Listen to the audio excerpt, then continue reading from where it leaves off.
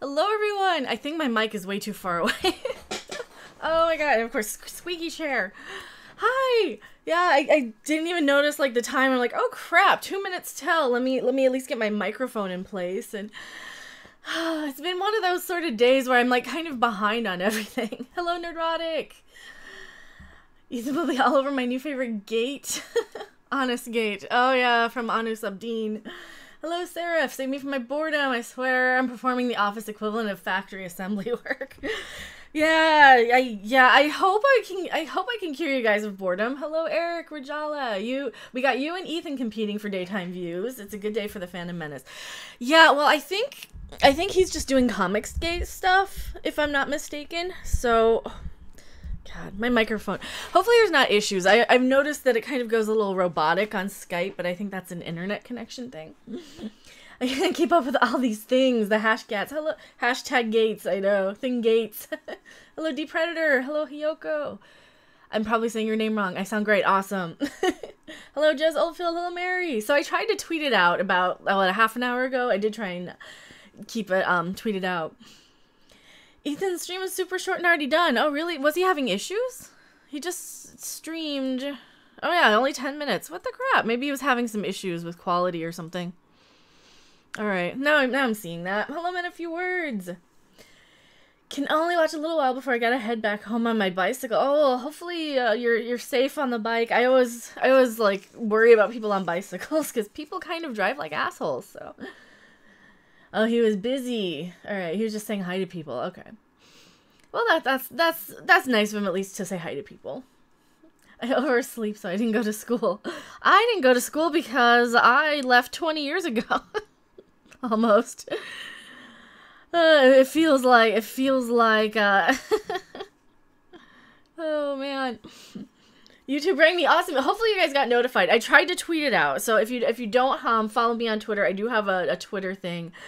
And I do try and tweet it out a good half hour before, but I'm like, okay, Doomcock said something about streaming Tuesdays, Thursdays, afternoons. I'm like, dude, those are the 2 days I wanted to pick. So I tweeted out to him. I'm like, okay, are you streaming today? And it looks like he was not. He's doing real world, probably hosing down the outside of the lair or whatever he's doing. I don't know. So it's very safe to ride a bicycle here in the Netherlands. Oh, nice. I seriously understand groggy, but ready to be entertained. Hopefully I can be entertaining for you guys. Man, I was kind of, today's such a weird day. I was just like up late so much last night just listening to music, and that's kind of one of those things that I end up doing is I just end up listening to music all night. Mowing the lair lawn. Yeah, because he doesn't have dinosaurs to go and like, you know, graze all day. That's what he needs. Dinosaurs to go graze on the lawn. Doomcock's watering his evil garden. Yeah. What sort of flowers grow in the evil garden? Like the poppies from Wizard of Oz that put Dorothy to sleep, maybe?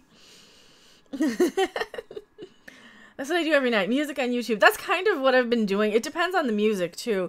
Like, sometimes I'll get through, or I'll go into moods and so, sort of bands. I will get really, really obsessed with bands, and there always has to be something about a specific group to really get me into them, so.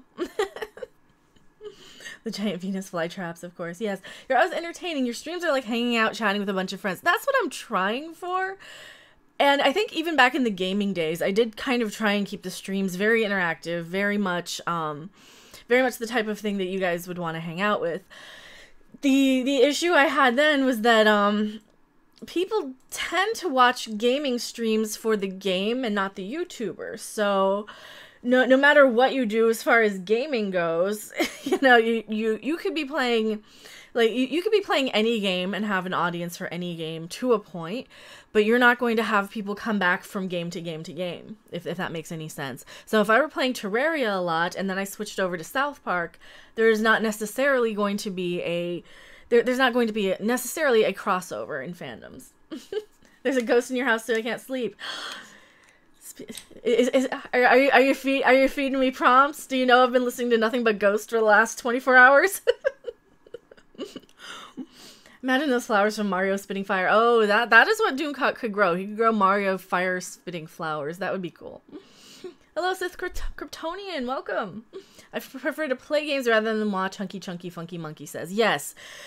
Playing, I tend to agree with you on that. It depends on the game stream or the game Let's Play. There is one Let's Play I can watch until the end of time, and that is Jesse Cox and Total Biscuit Play Terraria, because it's kind of like a podcast. It's kind of like listening to your favorite episodes of a podcast, because they kind of chat back and forth about things like, yeah, from everything from Demolition Man to Star Trek Deep Space Nine to all these things. And that's why I love those type of Let's Plays. So for just your average, and then we're gonna go here, and then we're gonna do this, and those Let's Plays are just so annoying. Those people can just shut up. You know, those people who are like, I'm telling you every button I'm pressing. Like, no, I don't like those sort of Let's Plays. I like more the Let's Plays where they're interacting with NPCs and making jokes. I like very much a Riff Track style Let's Play if I do watch one. So I do like Jesse Cox for those quite a bit. Doomcock should have been in Star Trek TOS. Put him in Discovery. Well, if you put him in Discovery, he would probably just use his lightning hands to kind of murder everybody on that show, which I would be okay with. Oh my god, did you guys see this? Let me see if I can find this image. It's on Twitter. I'm gonna have to download it. From Twitter. It is hilarious. This is kind of my new go-to image. It's going to be in my media. Let me find it for you guys. It's so hilarious. I absolutely love this. And let me see if I can download it. Save as. No, that's not. I want to save my image. All right, I'm going to have to like email it to myself for my other thing. Still getting a hang of splitting myself in 3 parts. Got some advice on just do 2 shows for now. Broadcasting live. I love broadcasting live stuff. I think that's the interactivity is great for me. I really love that. So, I don't know how to save images from Twitter, so I can do that on my tablet a lot easier than my browser. Total Biscuit was thorough. He could do an interesting video just on games, the game settings section. He was cool. Hamlet Shirt 89. Hi, Rand. I'm really disappointed. I was going to see Peter Mayhew tomorrow at Fan Expo in Toronto, but he canceled. Twitter said because of surgery. Oh, that sucks. I'm so sorry. When did you start YouTube? Sis Kryptonian asks. A long time ago. My first channel got deleted, so I can't remember the exact year on that one. It was maybe 2012-ish, maybe 2013. It was probably late 2012, early 2013. And it was, it was one of those, I was doing, well, I initially did like music reviews sort of things. And then I switched over once I realized, okay, I kind of suck just standing in front of the camera or sitting in front of the camera talking. So I switched over really quickly after that to, let me see, I'm going to email myself this picture because this is a good picture. So I switched over pretty quickly to doing Let's Plays because I thought it was really fun. And I'm sorry I'm not looking up the camera. I'm emailing myself a picture here. There. But yeah, so I started doing Let's Plays after a while, and then I realized I like doing live a lot more, so I started streaming live stuff, but the only thing you could stream live with crap internet was visual novels. So I did a shit ton of visual novels. Hello, Willie Woodward. Welcome. Oh, I'm trying to keep up with the chat here. I'm trying to email myself something too here so I can show you guys a really funny image, because I think you might appreciate it. It is one thing that could absolutely have fixed Star Trek Discovery pretty quickly. And I need to download this. How do I download this? Download. They changed Gmail. You changed my Gmail on me. You can see Mikey Spock herself. I know. Hello, 90 Lancaster. We just started. We just barely started. Don't want any more heartbreak. You should join the hate train. We are already full on the hate train of Star Trek Discovery. Absolutely. We are so totally there, and it's let me rename this. All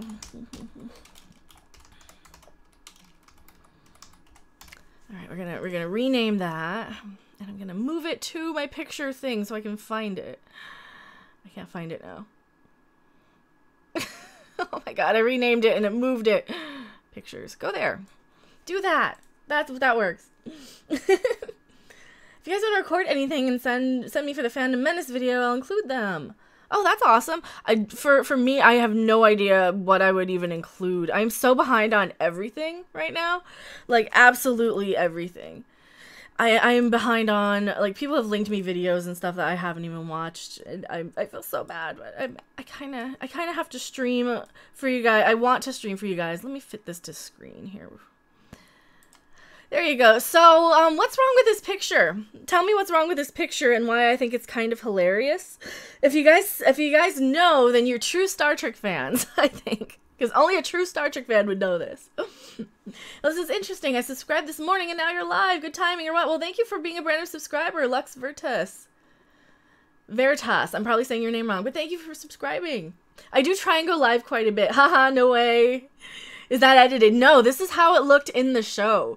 Seraph even pulled this up frame by frame and showed me that as well. So, because, yeah, it's actually in the episode. It's not edited. It looks like that. I am blind, Roz Anime says. Well, they should have kept Lorca.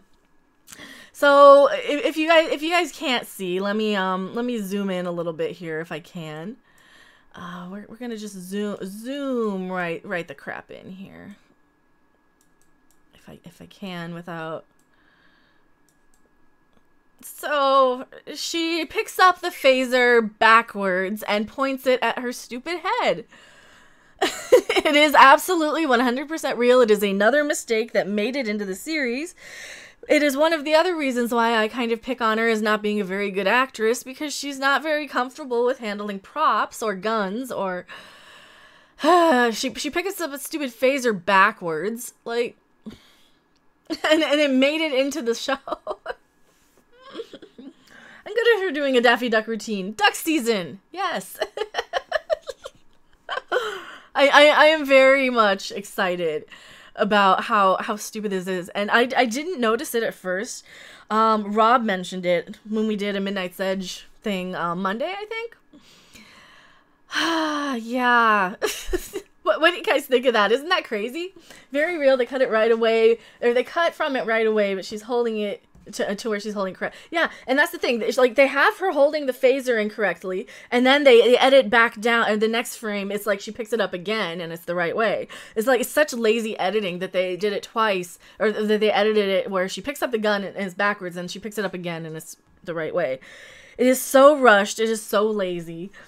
Yes, all I can hear is the reflecting God, and at the very end, the Marilyn Manson song, just shoot motherfucker. Oh my god, just chant shoot motherfucker. That's all I hear when I see that picture. Like, I'm like, dude, just pull the trigger, please pull the trigger, Mikey Spock. Please shoot yourself in the face, since you're the bestest Starfleet officer ever, bestest Vulcan ever, and you can't even hold a gun properly to save your life. Like, I'm sorry, before holding it up like this, I would be fiddling with it to get it the right way before I aimed the fucking thing. I don't know what was wrong with her. Has she never acted before where she had to use a weapon? I mean, did she use weapons in Walking Dead? I don't even remember. It's so... Vocal Van, good day random. Today is a glorious day. Victory is life. Yeah, today's fun. Today is fun. I sent lingerie and books to Doomcock with the teleporter. Oh, is he gonna wear it for us? What did you send him? Did you give him like stockings so he can be Frankenfurt? You gotta send him like the whole costume. Why do I want to see that? I totally want to see that. Where's Cecil? I don't know if Cecil knows I exist. I think I follow him on Twitter. He's really cool. I've watched quite a lot of his stuff. He seems really cool. He's kind of like one of those people you would expect in a John Waters movie. You know, he's kind of one of those, he's a character. He's somebody that would be hanging out at Andy Warhol's factory or at the Chelsea Hotel in like 1967. Like, Cecil is a personality. He's really cool. I don't think he knows I exist though, as I'm knocking everything over on my desk. Cecil only hangs out with guys. I don't know. I don't think, he probably doesn't know who I am. Yes, Mikey Spock's brilliant mind would reflect the phaser blast. Praise Lord Cecil, I will tell him about you. Oh, thank you. I like him a lot. He's really cool. I don't get a chance to watch a lot of his stuff. When I do catch him and he's not, like, doing Comicsgate sort of things, Yeah, he's really entertaining. One stream I was hanging out at watching. I try not to like chat a lot in streams because I'm noticing people recognize me, and I'm kind of like, okay, should I just keep quiet, or should I be there? Is it kind of self-advertising if I'm chatting and people are like, oh my god, I love your channel? Like I kind of want to just stay quiet a lot of the streams. So Cecil kills shills by the shill shore. Oh wow, that is a hard one to say. Is it a Mary Sue type deal for Star Trek lately? Yeah, Mikey Spock, Michael Burnham. Her name is Michael Burnham. She is supposed to be Spock's adopted sister. If you guys are more familiar with Star Wars than Star Trek, we have this prequel series that's happening right now. There's absolute dog shit, and they have invented this adopted sister for Spock. Not step, she's adopted. She's an adopted sibling of Spock that is better than him. She carries around his father's soul inside of her head, or part of it, and that, I guess, means that she's better than every human out there. She was raised on Vulcan. She's a smug, arrogant bitch. She can do everything better than anyone. Star Trek is now all about her, and there is no ensemble cast. Nobody else matters on that ship except for her. And yeah, it kind of sucks. How many panties did Doomcock get? On the last stream? I don't know. I think I was like, there was only like maybe like 3 people who picked up on that panties from Doomcock tweet on that hashtag. So, oh well. Excuse me while I puke my brains out. Oh, for Mikey Spock, yeah, it's kind of a terrible thing, and yeah. One thing in the backwards phaser defense, remember that time where TOS, where Kirk showed up on the transporter pad in a different shirt than when he beamed up? Yes, but we know better now. We have a lot quicker, easier way, and that's an editing mistake. That is an editing mistake. That is not. That is something. I think the phaser thing is something that could so quickly be fixed. For something like to be fixed in the 60s, like a transporter outfit change, costume change, you would have to go in and refilm that back then. You couldn't just digitally edit it out, and you would have to go in with film, with the tape, chop it up with the with one of those big slicey things, and physically load it into them. Yeah. Jesse Green, I'm more of a Star Wars fan, but I like Star Trek. Yeah, I mean, I could talk about Star Wars too. There's all these new leaked images of Star Wars that are kind of going around that it looks so stupid. I mean, I don't want to see Chewbacca on a CG horse. Star Wars should not be the Old Spice commercial. It shouldn't be, I'm on a horse. But I think the issue is one of scale. The occasional error in TOS, there are so many in STD. Exactly. I mean, if you have to kind of go out of your way to find an issue in TOS, whereas Star Trek Discovery, there are so many that I miss half of them. That is the big difference. That's like saying, oh, there's 1 or 2 like inconsistencies here and there. Yeah, yes, you're correct. There are 1 or 2 inconsistencies and a few flubs and a few mistakes in TOS and TNG and a few, things. There's not as many on the grand scheme of things. I will find. Yeah, I will find 30 mistakes in one episode of Star Trek Discovery where I might find 1 mistake in TOS. So slicey things. I think that's the technical name for them. Absolutely. Absolutely. I don't remember what they're called. Hello, Willie Woodward. She also did a mutiny to still work for Star. Yeah, Michael Burnham did basically assault her captain and ended up getting a medal for it. Practically, she got reinstated as her on a ship with her full rank, which you would never fucking do. I don't think Tom Paris or B'Elanna Torres were allowed in Starfleet after they returned from the Delta Quadrant. And Tom Paris served on Voyager for years and years and years. I don't think he was allowed to continue his career in Starfleet. I don't remember that. Correct me if I'm wrong, you guys. I don't remember. I remember being in a much bigger deal, and he did far less, and he did far more to resolve it. I mean, he also didn't start a giant war that killed a lot of people, but don't diss Spock's brain. Spock's brain. Okay, well, yes, you have 1 clunker episode on TOS. All right, if you have 1 clunker episode versus every episode being a clunker on STD, Hello, Midnight's Edge After Dark. How's it going? Poor Adam. Burnham now outranks. Who? Oh, Ariam. Who's Ariam? Also, Hamlet's shirt 89. Thank you so much for the $5 Canadian. If it's too awkward, that's okay. By any chance, could you read a couple of comments as Bill Shatner? I don't know if I could do Shatner's voice. I don't know if I can do Shatner. It always comes out like Klingons. That's about as much as I can. So, could you read a couple of the comments as Bill Shatner? That's my best Shatner. I can't do Shatner. I don't think I can. It's probably better than Michael Burnham, though. It's probably better than Sonequa. I don't think she could do a Shatner. If anybody who looks uncomfortable in front of a camera, I think maybe that's why I'm so hard on her. She looks uncomfortable in front of a camera. Like, I can pick that up. I am uncomfortable in front of a camera sometimes. I would be uncomfortable with dialogue I have no knowledge of, you know? If you suddenly say, okay, here, read all this medical drama dialogue, like, I'd be like, okay, I can kind of maybe sort out some of these words, but... My Shatner is lovably awful. Oh, thank you. It's a pretty good Shatner. Oh, wow, thank you. I'd have to hear him do an impression. Ariam was the third officer, the blue robotic-looking girl. Oh, she has a name. I didn't even know she has a name. All I know is that Kayla is the one with the little thing on her eye. Yeah, I didn't know the other one had a name. But this is me being kind of dumb, I think, and dense sometimes.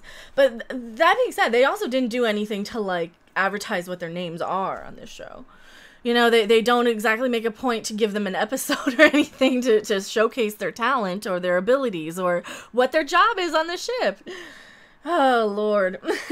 Can't wait for the Christmas album. Me too. That Shatner Christmas album is going to be awesome. I think it's going to be really fun. I'm not going to be able to, like, broadcast it for you guys, but... Sonequa is still getting a handle on playing a human being. Well, yeah, I mean, maybe she's on the spectrum or something in real life and just doesn't understand. Because, like, her acting kind of reminds me of when I try to act sometimes and I read a line completely off. And, yeah. I kind of wonder about myself, too. Discount Nebula. No, Hamlet shirt, if you're new, William Shatner has a Christmas album coming out. This is probably what she's talking about. Shatner has announced, let me see if I have a picture of that. I don't know if I do. Image, that is not. Browse. Okay, this.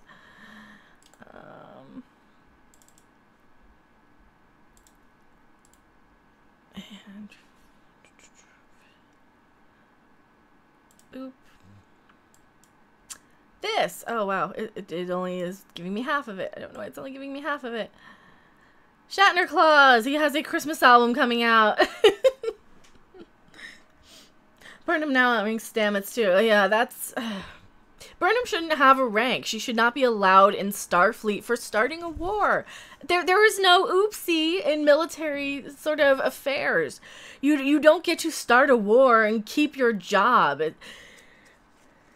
It's insane. It is insane. It is so ridiculous. Like, and yes, I know we're kind of in this society where everybody gets everything handed to them, or they throw a fucking temper tantrum on Twitter, and they call you a racist if you don't get what, you know, what you think you deserve. But shit, I mean, we don't... I don't know. I don't understand why they think that she's a good character or a good role model or a good example of a person. She's not. She's not a good example of a character, but... Hello, what's in the Matrix? Welcome! Sunglasses in winter? What's wrong with sunglasses in winter? It's actually... From what I recall, your eyes are more likely to get sunburned in the winter because of how close the sun is, right? I could be completely wrong about that. But yeah, so Shatner Christmas album. See, that's to hide the booze. That is to hide the booze 100%. Seraph says she's failed to transmit the sensor techniques they used to detect the Klingon ship warping into the Pavo system. That literally cost millions of lives. Yeah. Well, yeah. And she fails on such a grand scale every time, too. Hello, Buck Rogers. Show booty, huh? Well, I think you're in the wrong stream for that. You want Pornhub or X-Hamster or RedTube. RedTube is the one, not YouTube Red. RedTube is the one. So funny if I still want to hear it. Yeah. Have you heard Shatner's cover of Common People by Pulp? No, not yet. I need to. I am a huge Pulp fan. I absolutely love Pulp up until about This Is Hardcore, and then I kind of dropped off. But they do some of my favorite songs from any Britpop era. I prefer them to Blur and Oasis combined. They are definitely my favorite of that Britpop era, even though like 90% of the songs I like are from, you know, like the Masters of the Universe era and the Pulp's It album, or Freaks is the one I really liked. Stuff off of His and Hers is great. I can probably still like crank Acrylic Afternoons really loud. I love that. But that's RedTube is the fun one. Random knows about porn. I would hope so. I'm kind of an adult.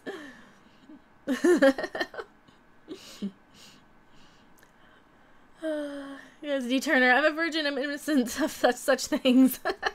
Plot twist. Mikey Burnham is actually a Klingon agent set to run the Federation from the inside. I wouldn't be surprised. That's kind of the level of writing of the show. You know, especially, oh my god, the stupid decisions of Lorca. Like, oh, I'm going to bust this guy out of jail for no reason. You know, and I'm going to make him the chief of security with no PTSD counseling or any... Like, he was locked in a Klingon prison for how long? And he knew how to escape, and he didn't have any PTSD, any trauma, anything. This is the Federation, you know, they throw counselors on starships for a reason. You would at least think, and even though, yes, in this timeline, and any timeline, they didn't have them on the ships yet, but they still knew that they were necessary. They still employed counselors for Starfleet. In Star Trek Discovery, Admiral Cornwell has a background as a psychologist, a psychiatrist, whatever she was. So she knows, she should understand and recognize, hey, PTSD. And Lorca could say, oh yeah, I'm pulling order, whatever, blah, blah, blah, blah, blah. And she could say, yeah, and you know what? I'm relieving you of command because you're reckless. You know, it's an easy fix. And if she wasn't so giggly and wet for the guy, I think she would have been a much better admiral. But there is so, like, everybody. Discovery is a show about stupid people making stupid mistakes, stupid decisions for stupid reasons.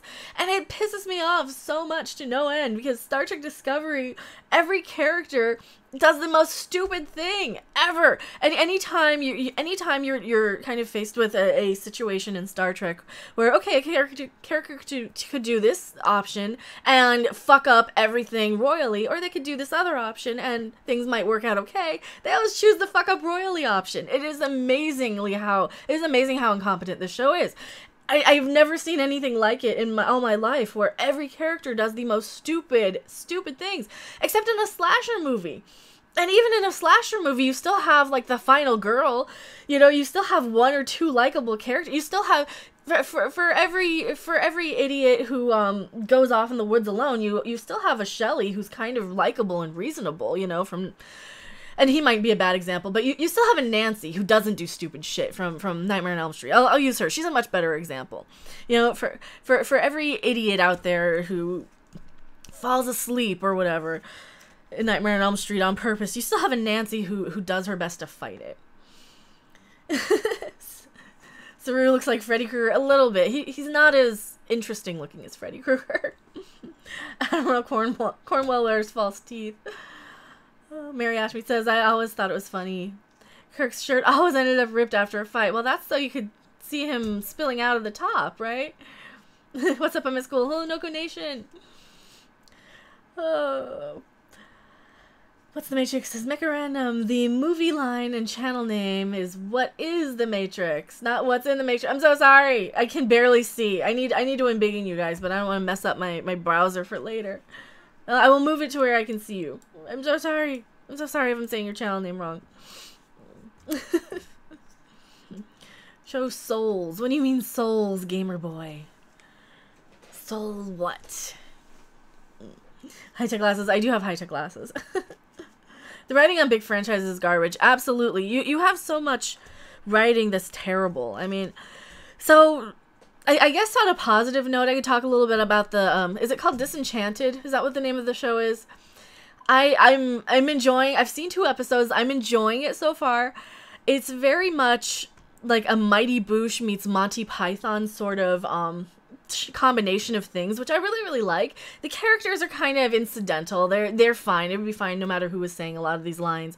There's a great joke where they have like a beware racist antelope in the forest, and then like later on in the episode they have an antelope come up and make racist remarks against an elf, and I kind of love that sort of humor. Lower Loaded, thank you so much. $5 super chat. What's one good thing you like about Michael Burnham's character? Ooh. Well, also, thank you so much for having me on your channel last night. I really appreciate it. If you guys haven't subscribed to Lore Reloaded, definitely check out his channel. He's another awesome YouTuber in our family of Star Trek people. One thing I like about Burnham's character, that's a tough one. I like... I can't think of anything that's likable about her. Did she get punched in the face ever, maybe? Did she get knocked down a peg? I don't know. Maybe she did anybody tell her off? I can't think of anything. Yeah, she's not ugly. I mean, she's kind of easy on the eyes ish. I don't know. I tend to like a little more curvy women. She's a little scrawny for my taste, but I don't know. I can't think. I think you've stumped me. I don't think I have anything good. I don't think I have anything good about her.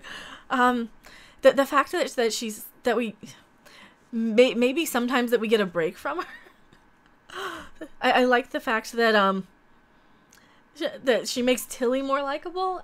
God, I can't think of any. Man, what episode are you on now of Babylon 5? What episode are we on? What episode are we on of Babylon 5? Yes.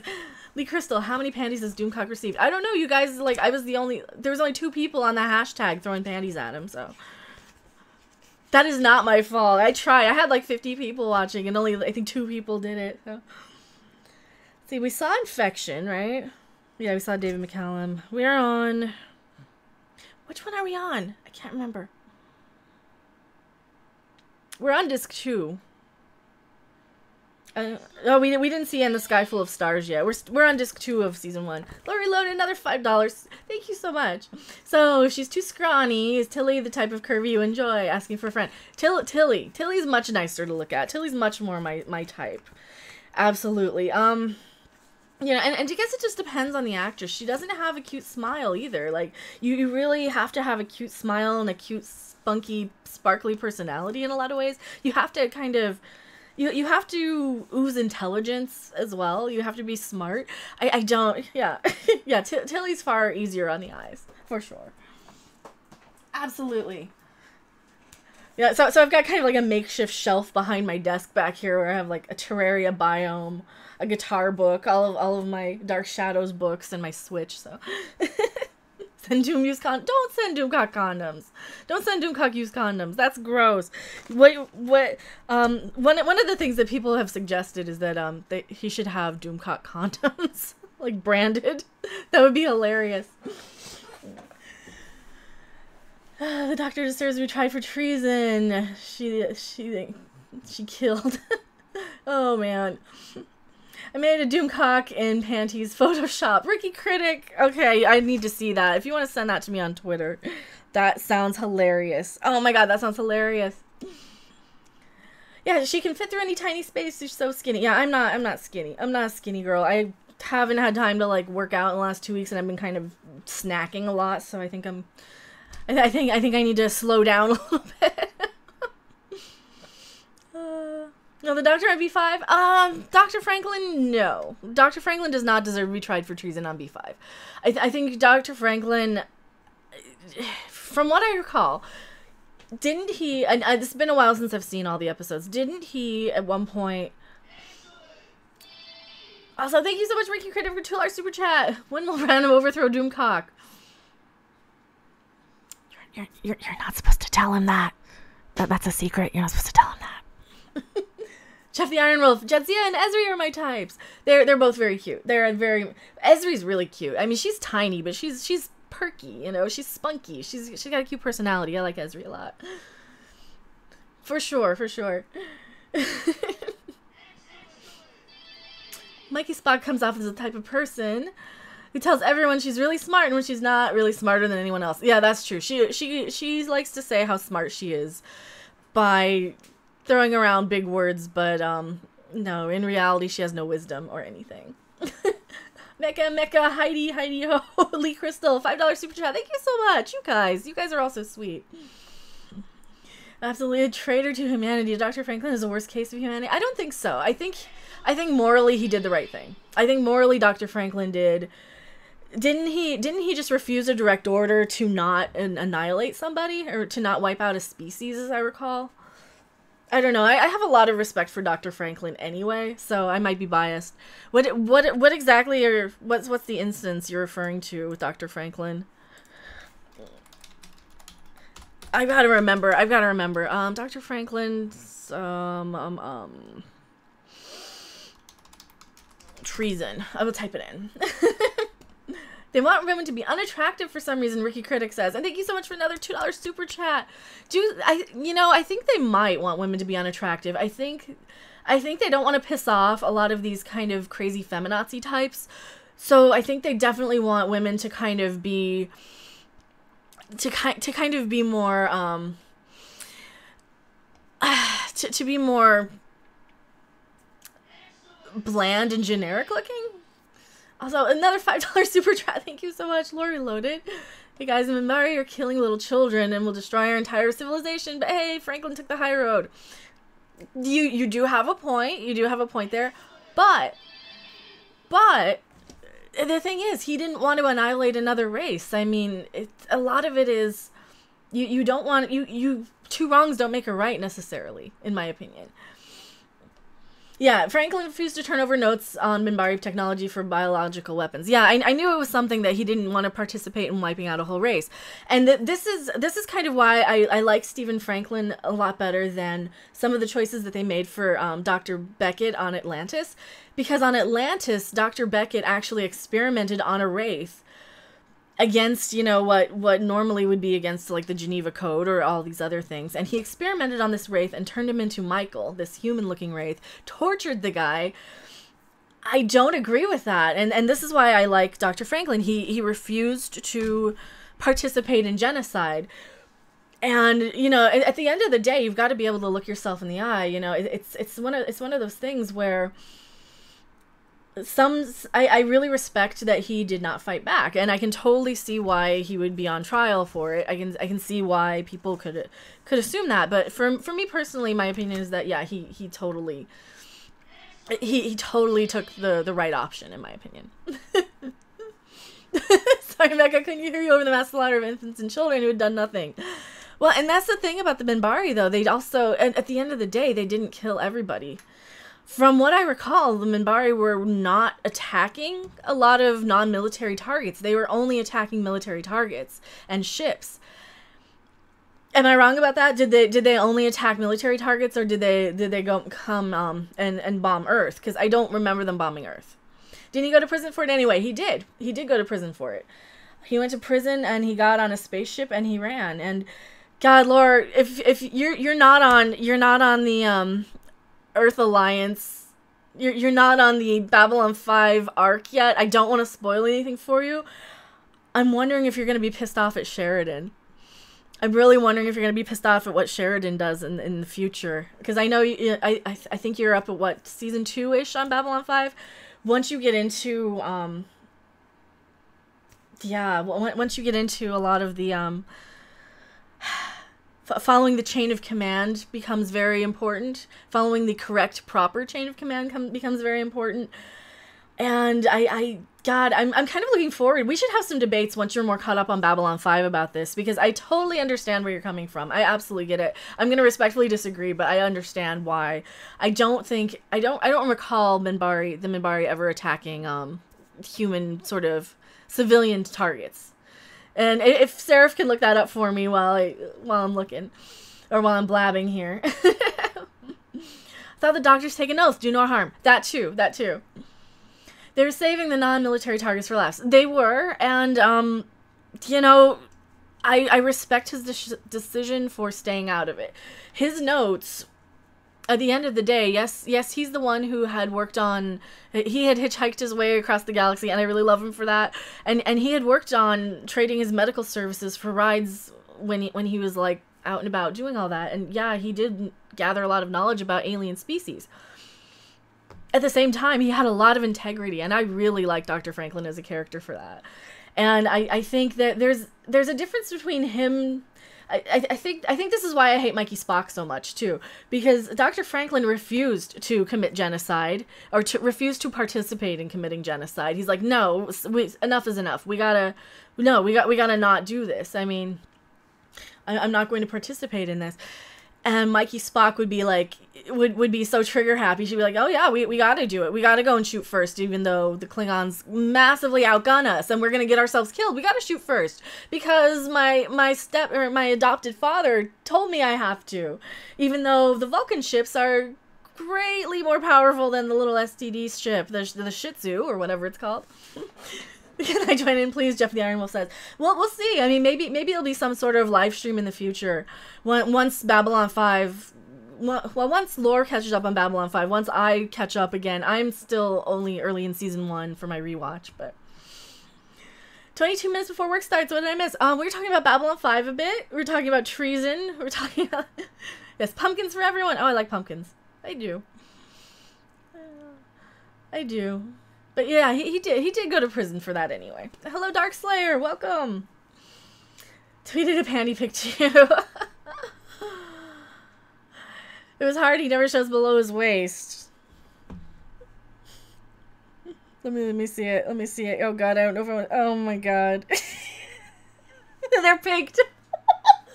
And they're pink too. Okay, can you guys see this? You guys. He never shows below his waist. Oh lord. Oh my god, you guys are so funny. I love the community that we have here. Hello, Warren Roar, welcome. I need to rewatch also. Well, I've been doing Babylon 5 watch parties. A lot of me going live on Sunday, like pretty much every time I go live on a Sunday afternoon is for a Babylon 5 watch party. I try and do about 4 episodes. It has been so much fun. I'm like on the verge of tears every time I pop in a Babylon 5 episode now, because I know how good Babylon 5 is and how good it's getting, and I know it's coming, and there's so many little subtle things that I just am in love with in the show. Made the Doomcock pick. It was the rookie critic. I did not. I respect my I respect my ability to see and not have my eyes burned out of my skull for insulting Mr. Doomcock in that way. No. I don't think he'd be a... Like, he himself has said he wanted to play Frankenfurter, but I don't know if he'd actually do it. I wanted to be a P12 Psychop. Oh man, those Psychops, dude. I want to be in... Well, I don't know if I want to be a Psychop, but definitely... I guess if you're as strong as Bester, and high-ranking as Bester, then it'd be okay to be a Psychop.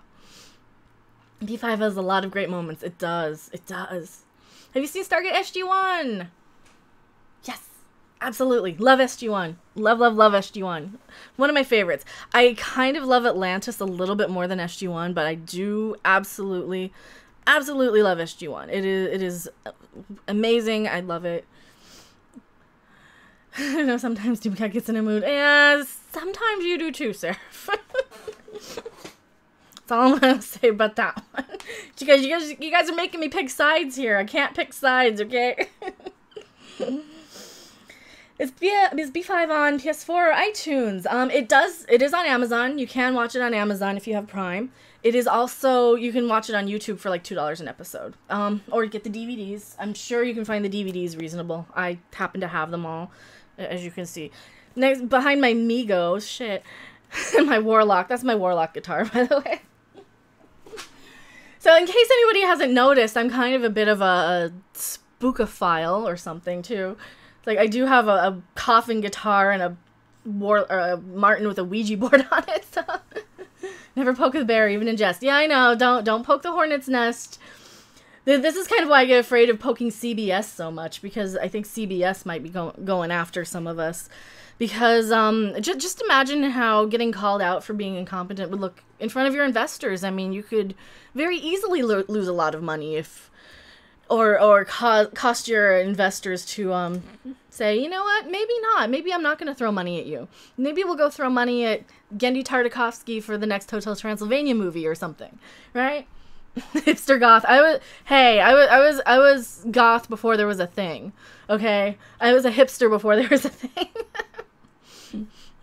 Season 3 and 4 are gold. Season 3 and 4 of Babylon 5 are absolutely gold. Absolutely gold. Do I need to understand other Trek lore to appreciate Babylon 5? I don't think so. It has nothing to do with Star Trek. You will recognize a few actors from Star Trek here and there, like Walter Koenig. Majel Barrett's been in an episode. I have the fan blowing on my face, and the tip of my nose itches, so sorry about that. But yeah, I don't think you need to know anything. I don't think you need to know any Star Trek to know Babylon 5. The space stuff is different. I would say it's closer to Battlestar Galactica, because you have sort of hyperspace technology. You can jump. In Babylon 5, it's like jump gates, or bigger ships have the ability to open a jump point. So water for the working bot. I know. Well, I'm changing over to water. It has SpongeBob on it for some reason. I don't know why. I was a nerd before being one was cool. All the other nerds are just posers. Exactly. They're trying to dumb down our nerddom. So let me ask you guys something. You guys are all nerds in the chat. Do you remember the name of the Ewok song at the Return of the Jedi, in the Return of the Jedi, that they totally deleted, right? You guys remember the name of the song from the Ewoks, right? Just off the top of my head here, I wanna see if you guys remember that. Because, God, do I want to pull up this video? This kind of bothered me. And I didn't know if it was just some stupid joke I didn't get. Yeah, Yubnub, right? With a Y. Yubnub. That's what I thought. That is exactly what I thought. But then I go and watch this stupid Orbit Report video from Wizard World. Where are they? Is it even here? And let me find it. Let me find it. Is it this week? Did they delete it? Oh man, they might have deleted it. I don't think it's in my history. Or is it? They might have deleted it. They might have gotten too many negative comments. So I was gonna pull up the Orbit Report where the girl has a it says Nub Nub on the shirt and an Ewok. And I'm like, dude, do you realize that that's not right? Maybe it's some joke that I'm not getting. Maybe it's a joke shirt or something. But yeah, she had a shirt that says Nub Nub or Yub Yub or something. It didn't say Yub Nub. I'm like, and that kind of broke my brain. And I'm like, okay, do you really? Oh, here it is. I think this is it. Yeah, Nub Nub. Also, like, seriously, if I would not wear this. Let me see if I can get a good picture of it. There's a reason why you don't see me below the waist. So for anybody who watches Channel Loss, I'm going to pull it up over here on my display capture. This bothered me. Does this bother you? Her shirt right here. I didn't want to say anything, and I don't like these two very much anyway. I did not want to say anything, but... Is it just me that this is...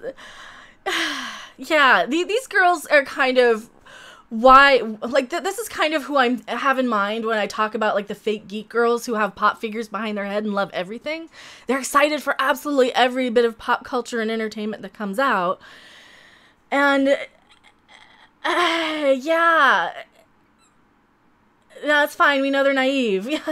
why is the lady on the right has Mozart hair? I don't know. I was wondering if this was some sort of joke thing. If they're like half cosplaying, because this is from Wizard's World, or Wizard World Chicago, that they did this video. I don't understand it. I don't understand why, like, this is a thing. Also, you know, wear a shirt that covers your jeans, please. Wear a shirt that goes about to here. About to here, right to the bottom of your hips. That's what I would do. Just saying, just a word of advice. That is what I would do. That's what I was wondering. Is this sort of a costume? Is this like a fake geek costume? Am I completely misjudging this? Is this intentional? Does she look like that intentionally? This is a licensed shirt. I just look seriously. Oh my god, they fucking Star Wars. God damn it, you can't even get your licensed merchandise right. And here I thought I was just being dumb. I'm like, okay, I haven't heard the song in 30 years.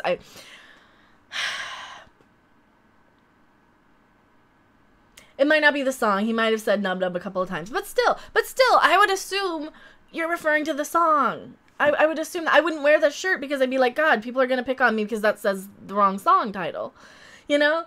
That is brave hair. You gotta be brave to wear that hair in public. Gotta tell you that. And coming from somebody who has bright red dyed hair, I just look seriously. I mean, yeah, it could be something that Wicket said. I wouldn't wear this shirt though, and I also wouldn't wear it if it were like so short on me. But that's the thing. I mean, I know I'm not skinny. I googled nub nub, and Google was like, "You mean yub nub?" Exactly. Which shirt? Let me pull it up again. On her. Let me get her face out of the way, or her hands out of the way here. So if you guys ever watch Channel Awesome on their orbit report, you can tell not a lot of people like it and a few people don't. I wonder if anybody said in the comments, wait, why is this the last orbit report? Because it sucked. Nobody's calling out Yubnub. No one's calling it out. Well, this is Nostalgia Critics sort of viewers. I assume they're younger. Wow, nobody in the comments said anything about the shirt.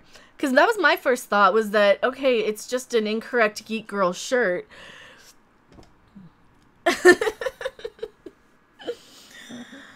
I don't know. And yeah, and the shirt's too, it doesn't fit her. It doesn't. Yeah, if it were me, I wouldn't wear that shirt out in public. Of course, my Hendrix shirt's like longer. This actually is a little too big on me. Oh. And oh yeah, it's Hendrix, by the way. Hendrix. Mama said, don't tell a homely gal she's homely. I know. They all kind of look. And I don't want to judge her appearance. I know I don't want to put like my target on my back for that. That's why I was asking. Like, am I incorrect in thinking like I would never wear that shirt because, well, A, it's too short. B, it kind of looks. It looks wrong in my opinion. It reminds me of like, okay, well, I'm gonna get called out because that's not the song. You know, in my head, it was always Yub Nub for the song, and people would call me out on it. But I don't know. From Urban Dictionary, Nub Nub is someone who's really lazy and doesn't want to do any work. Okay, but why does it have an Ewok on it then? Because it's Star Wars and geek is cool, I guess. Nub Nub never appears in the Yub Nub song lyrics. See that? And that's what I was thinking. Hello, Judy Riddle. Welcome. It is kind of a tacky shirt. Oh, I don't have the live long and prosper emoji. Boo. You don't have the live long and prosper emoji? You should have it. Most people have it on their phones. I know my phone even has it. Looks like something a poser would wear. That, and I can't believe nobody's calling her out on it. I guess because the Channel Awesome crowd is so much younger and they probably never heard Yub Nub. You know, I saw Return of the Jedi in the theater when I was a kid. So I'm old enough to remember a little bit of it. They probably don't even know. It's one of those things because it got taken out. I don't know. The 1997 Star Wars Special Editions replaced Yub Nub song, so half the people wear the shirt probably haven't heard it. That's what I was thinking. And I think she's over 30. They look over 30. They look over 30 to me. So they're probably old enough to have grown up with like the special editions. They're not really old enough to have grown up with the originals though. Not mine. I have an LG G6. What is my new phone? Oh, here's my new phone. So I finally got into the 20th century, and I finally have a cell phone. So it's this one. Bah. It is this one. It is a Samsung, because Samsung. I have to do the Price is Right. I should have been a Price is Right model. No. But yeah, it's not too bad. It's very dangerous because I can be texting all damn night on Twitter, and it's kind of dangerous for that. But hey, you know, like there's like one person who has my phone number, so whatever, right? I don't know. Does Star Wars Galaxies have Yum Dum in it? I don't know.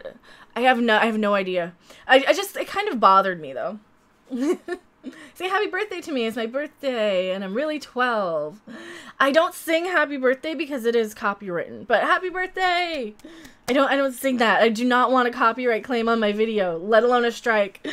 But happy birthday. Maybe we'll sing it to you in chat. Also, if you're 12, you probably should get permission for being here, because we say fuck a lot. And we talk about boobs. But this is a nice way. I can't find them. Technically, happy birthday is now public domain. Also, I'm bad at singing. I'm a terrible singer. It is not... Okay, I'm a terrible singer. I'm sneaky. Just don't get in trouble. We're talking about Star Wars and Star Trek, so... So what do you think? Is it Yub Nub or The Urban Dictionary says something else about Yub Nub. Oh no. Is it a sex thing? Is it like a dirty Sanchez? Is it something I just don't want to know?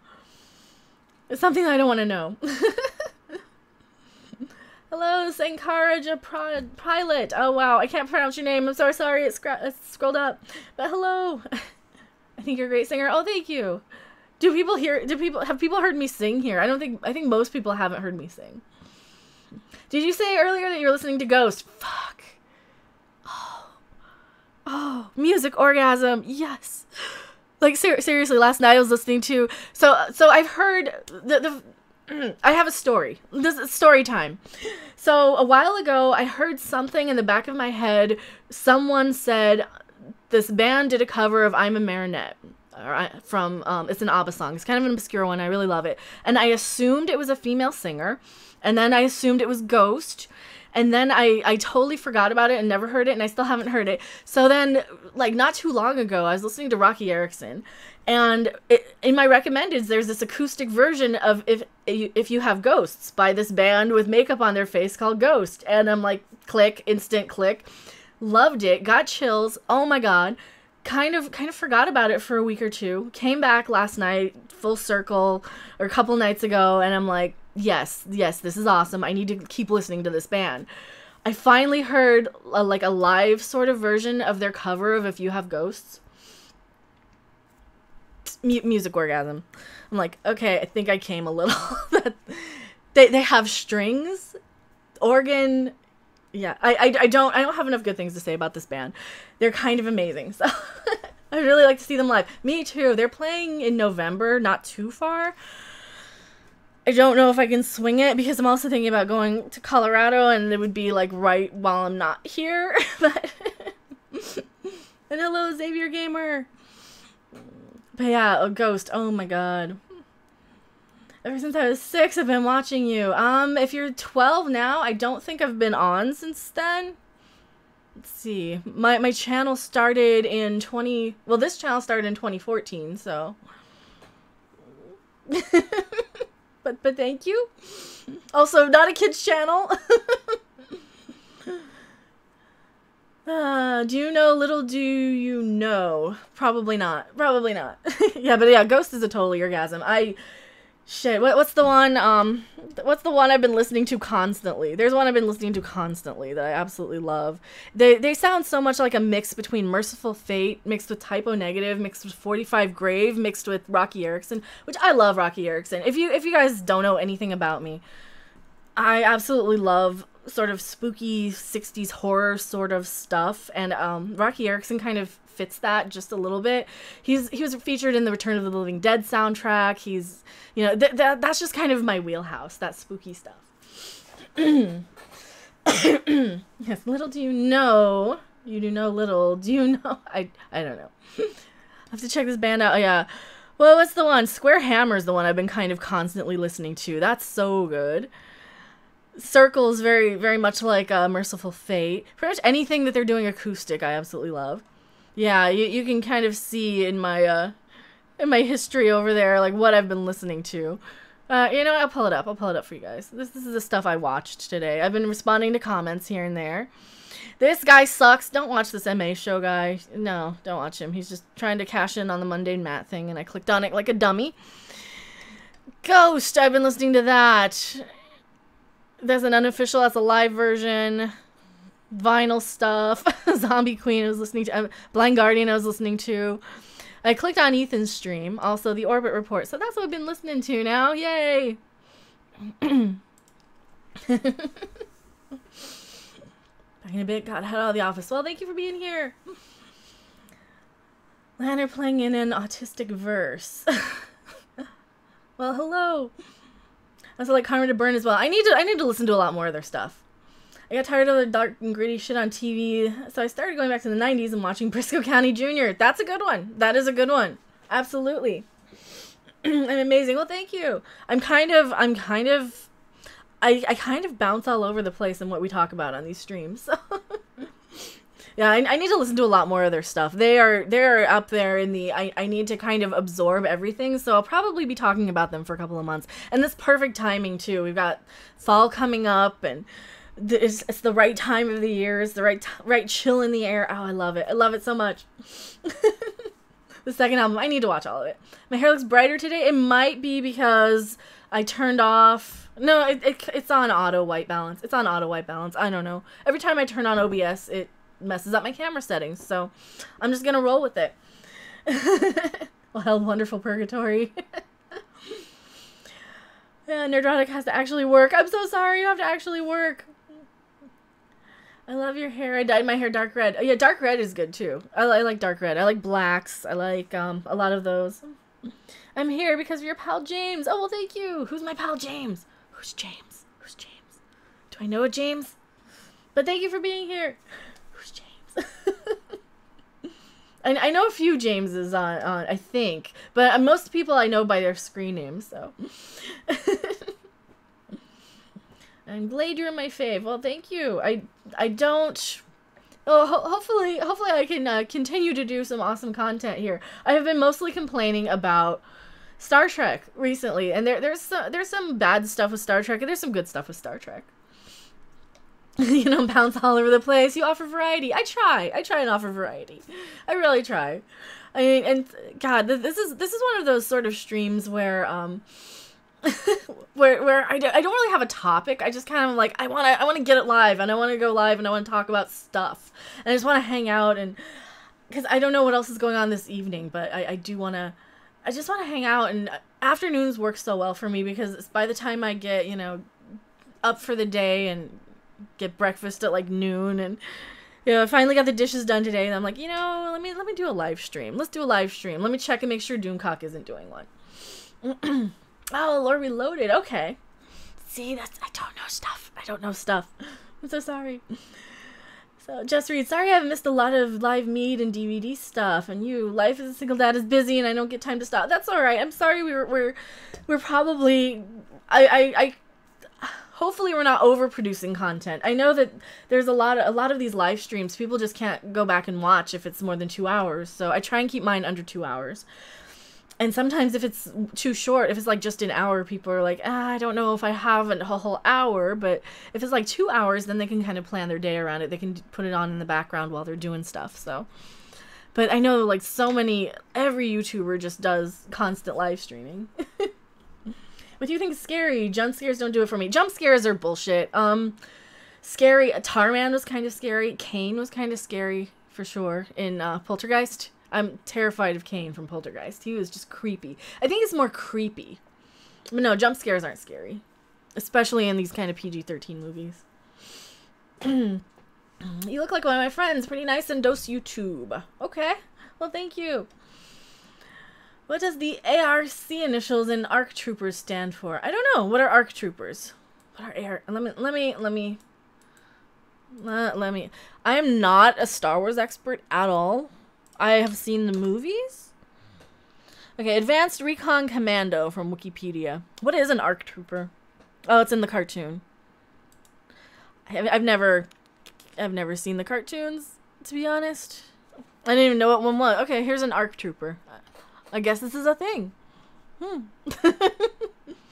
I'm not the biggest Star Wars fan, especially, you know, so my Star Wars memories are like playing Star Wars in the 80s as a kid, and then watching them re-air every Christmas, and I would only ever really see like half of Empire Strikes Back and then Return of the Jedi because I'd never be up early.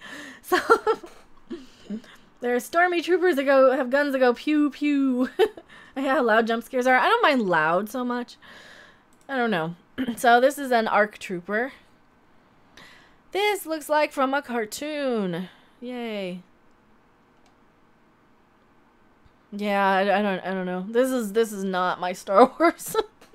My Star Wars is like the first 3 movies. It's Star Wars, Empire Strikes Back, and Return of the Jedi. That's my Star Wars. And yes, I call it Star Wars. I don't call it New Hope. I call it Star Wars. Star Wars is dead? I think so. I think Star Wars is dead. I don't think any of us are going to see Episode 9. I don't think any of us care. I'm familiar with the movie Event Horizon. I kind of remember it. I remember it not being very good. I remember not liking it much. But yeah, I think back in the day when I was married, he watched it quite a bit. I didn't like Event Horizon. Of course, he would like pick a movie and then watch it to death. And yeah, so there's a lot of movies I just can't watch. No, so she's cussing and she walked away like she forgot it. Okay? Of course I'm cussing. My channel is not for 12-year-olds, so it is perfectly okay if you if you are not allowed to watch. I'm not going to be offended. My channel is absolutely not for 12-year-olds. You have to do an episode 9 review. Maybe, I mean, I'll theater hop or something. It's gonna be boring. It's gonna be, yep, this, I don't care. I hate looking at all of these new characters, and the original cut was far gorier, but the studio bailed. I kind of remember some of that. I don't, for Event Horizon, yeah, I barely remember the movie. I think I got that confused with Sphere, confused with a lot of the Supernova, you know, like all of those movies that came out around the same time that were kind of the darker science fiction-y ones. But Episode 9, why the jump straight from 6 to 9 without 7 or 8? I know, well, yeah, I mean, they're kind of terrible, but made me feel better because I'm in the hospital. Oh, thank you. Doomcock is gonna kill me. I did something else to a photo. Oh no, what did you do? What did you do? Don't piss off the Doomcock. Don't poke the bear. No matter what, don't piss off the Doomcock. He is my favorite YouTuber. And like I'm like, ooh, I'm gonna back off from this one. Like, I guess he put it out there the other day. And like so yeah, he's cool. He's cool. But don't poke the bear. Same thing with me. Like, don't provoke me. Don't piss me off, or else I can be pretty. But you guys are awesome. You guys don't piss me off. Like, I've had instances where people just kind of go out of their way to piss me off, and it doesn't end well for them. So, can we even call it writing? If a cow has no legs, what do you call it? Who knows? Did you dye your hair black back in your goth days? I might have. I wasn't a goth, though. Goths weren't a thing then. Goth was not a thing in 1994. The goth was absolutely not a thing in 1994. But, oh, where's my... I like that picture. Where's the other picture that's from this photo session? Yes, don't poke the bear! Goth rules, Sisters of Mercy are one of my favorites. Oh, Sisters of Mercy are great. They're absolutely great. So this is 1994 in LA. Yeah, goth wasn't a thing in 1994. This is at a concert. I want a trip to see, come on, focus. I want a trip to see the KTCL Almost Acoustic Christmas. And yeah, I did have black hair back then. Mystery Bauhaus, Peter Murphy. Okay, Ministry. Well, which version of Ministry? Are you going for the more industrial or the kind of techno-pop revenge era? Because I can listen to a lot of the stuff from With Sympathy well over any of the stuff from, like... I guess it just depends. Some of his industrial stuff is a little too monotonous. But, you know, you got, like, Jesus Built My Hot Rod. I mean, you got Gibby Haynes from the Butthole Surfers on there. So, of course, that era of Ministry has some real highlights. There's a like, Stigmata is one of the better industrial Ministry songs. So, you like both? Awesome. Love Dead Can Dance. Yeah. So, this is my bedroom when I was, like, 15. I still have this Misfits poster. You guys might think I'm kidding. I'm totally not kidding. Let's see if I can... I don't know if it'll show up over there. Yeah, I totally still have that poster. Shit. That's so that bad. I still have that poster from like 20 years ago, give or take. The Cure are awesome. Well, The Cure I never thought as goth. I always kind of thought of them as kind of whiny alternative.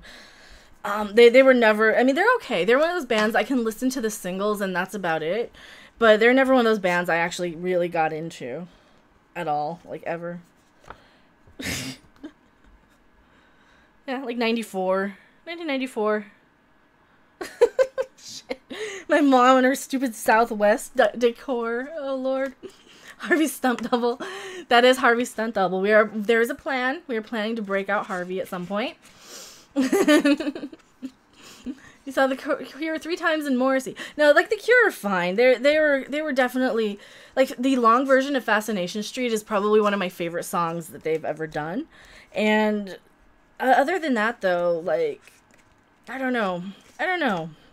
There's not a lot of their songs that I'm like super in love with. It just depends on their song. All right, let's see if I can. I was like 17 here, like 17 maybe. God, if I was still this size. Come on, focus. So I wasn't like a goth. I did have my hair different. I must have been 17 there. It doesn't want to focus on any of this. Hello, Sav. Welcome. I remember driving down the highway to Jesus Built My Hot Rod. Oh, yeah. Well, I still kind of crank the original sometimes, the Butthole Surfers version. But that Butthole Surfers album is one of my favorites ever. Independent Worm Saloon. It does have Gibby Haynes does the same song only on the Butthole Surfers album. That's kind of one of my Desert Island sort of albums. Independent Worm Saloon for sure. Probably Beelzebubba from the Dead Milkmen's up there. There's gonna be like a Ween collection of something that's going to be there. It's too early. Is it too early for vodka? I say no. Taking a shot for me and Mecca. Yeah, drink if you got it. Smoke it if you got it. Which I don't. So I want to go to Colorado again because I don't. But yeah, there's I bet you're into the craft. No, I did not. Because all those girls were such fucking posers. They were all like, oh, we're into witchcraft now. And I'm like, seriously? Yeah, by the time the craft came out, my hair was my normal color. It was more brown with little bits of auburn. So no.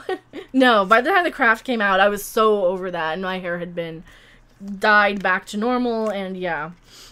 And I kind of thought that all the girls who got into Wicca because of the craft were kind of like all the girls who get into Star Wars now because it's trendy and popular, or all the girls who are into Twilight. So no. See a guitar? Can you play it? Maybe. I don't know how to play anything, but I can play like my stuff. What did I miss?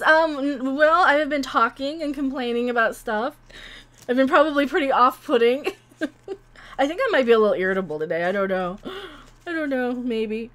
But no, I always had kind of a thing for, like, spooky horror stuff, like 60s horror show sort of stuff. So that was always my thing.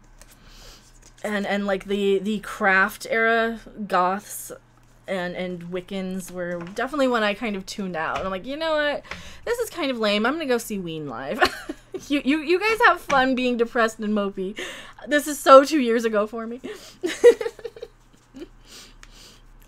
I'm such a hipster, though. I'm such a hipster. It's kind of ridiculous. See, in 1994, there was just a ton of Beetlejuice fans. You may have seen them there. Actually, in 1994, Beetlejuice was kind of over. It was Beetlejuice came out in like 1989. There was not a lot of people I knew who liked Beetlejuice. So where I went to school, there was kids who liked. There was kind of the ropers, and then there was the jocks. So the ropers were like the cowboys. Then you had the jocks, and then you had like the preppy, trendy kids that kind of hung around the jocks. And then you had the nerds, and then you had me. And I kind of gravitated more towards the nerds because I watched Star Trek. So, but I was closer to a goth than not. 90s goths were just posers. They kind of, it's kind of like, by the time the goths became a thing, I'm like, I was already over it. Opinion of the Twilight Zone. Love the Twilight Zone. I would love to have the Blu-rays of the Twilight Zone. Absolutely love the Twilight Zone. One of my favorites. Love it. Hello, Stephanie B. Welcome. Stoner and burnouts for me in school. Yeah, I liked a lot of the stoners. The kind of the hoods. They called them hoods in my school. So I liked those guys too, because those were they were the metalheads. I hung around a lot of the metalheads, and I guess they were stoners. But yeah, it's one of those things. I did listen to a lot of that stuff. There's so many amazing, like, there's so many amazing music and sort of just crazy stuff I was listening to in the 90s. They used to call me Satanic because they didn't know what satanic was, and I wasn't, but they called me Satanic because they were so fucking stupid. God, kids in school, don't be so fucking stupid. I guess that's why they're in school, but man, don't be stupid. American school cliques mystify me, speaking as an Englishman. Well, I think you guys had different sort of cliques over there as well. From what I recall hearing a friend of mine that I did go and see in the UK, I think that the school cliques were a little different. They're mostly gone. Well, and doesn't some of that affect or get affected by school uniforms? You can't really dress a certain way. What are your thoughts on Twilight? Vampires don't sparkle. Vampires don't sparkle. Vampires are lesbians who make out, like Ingrid Pitt in The Vampire Lovers. Thank you very much. Case closed. Vampires do not sparkle.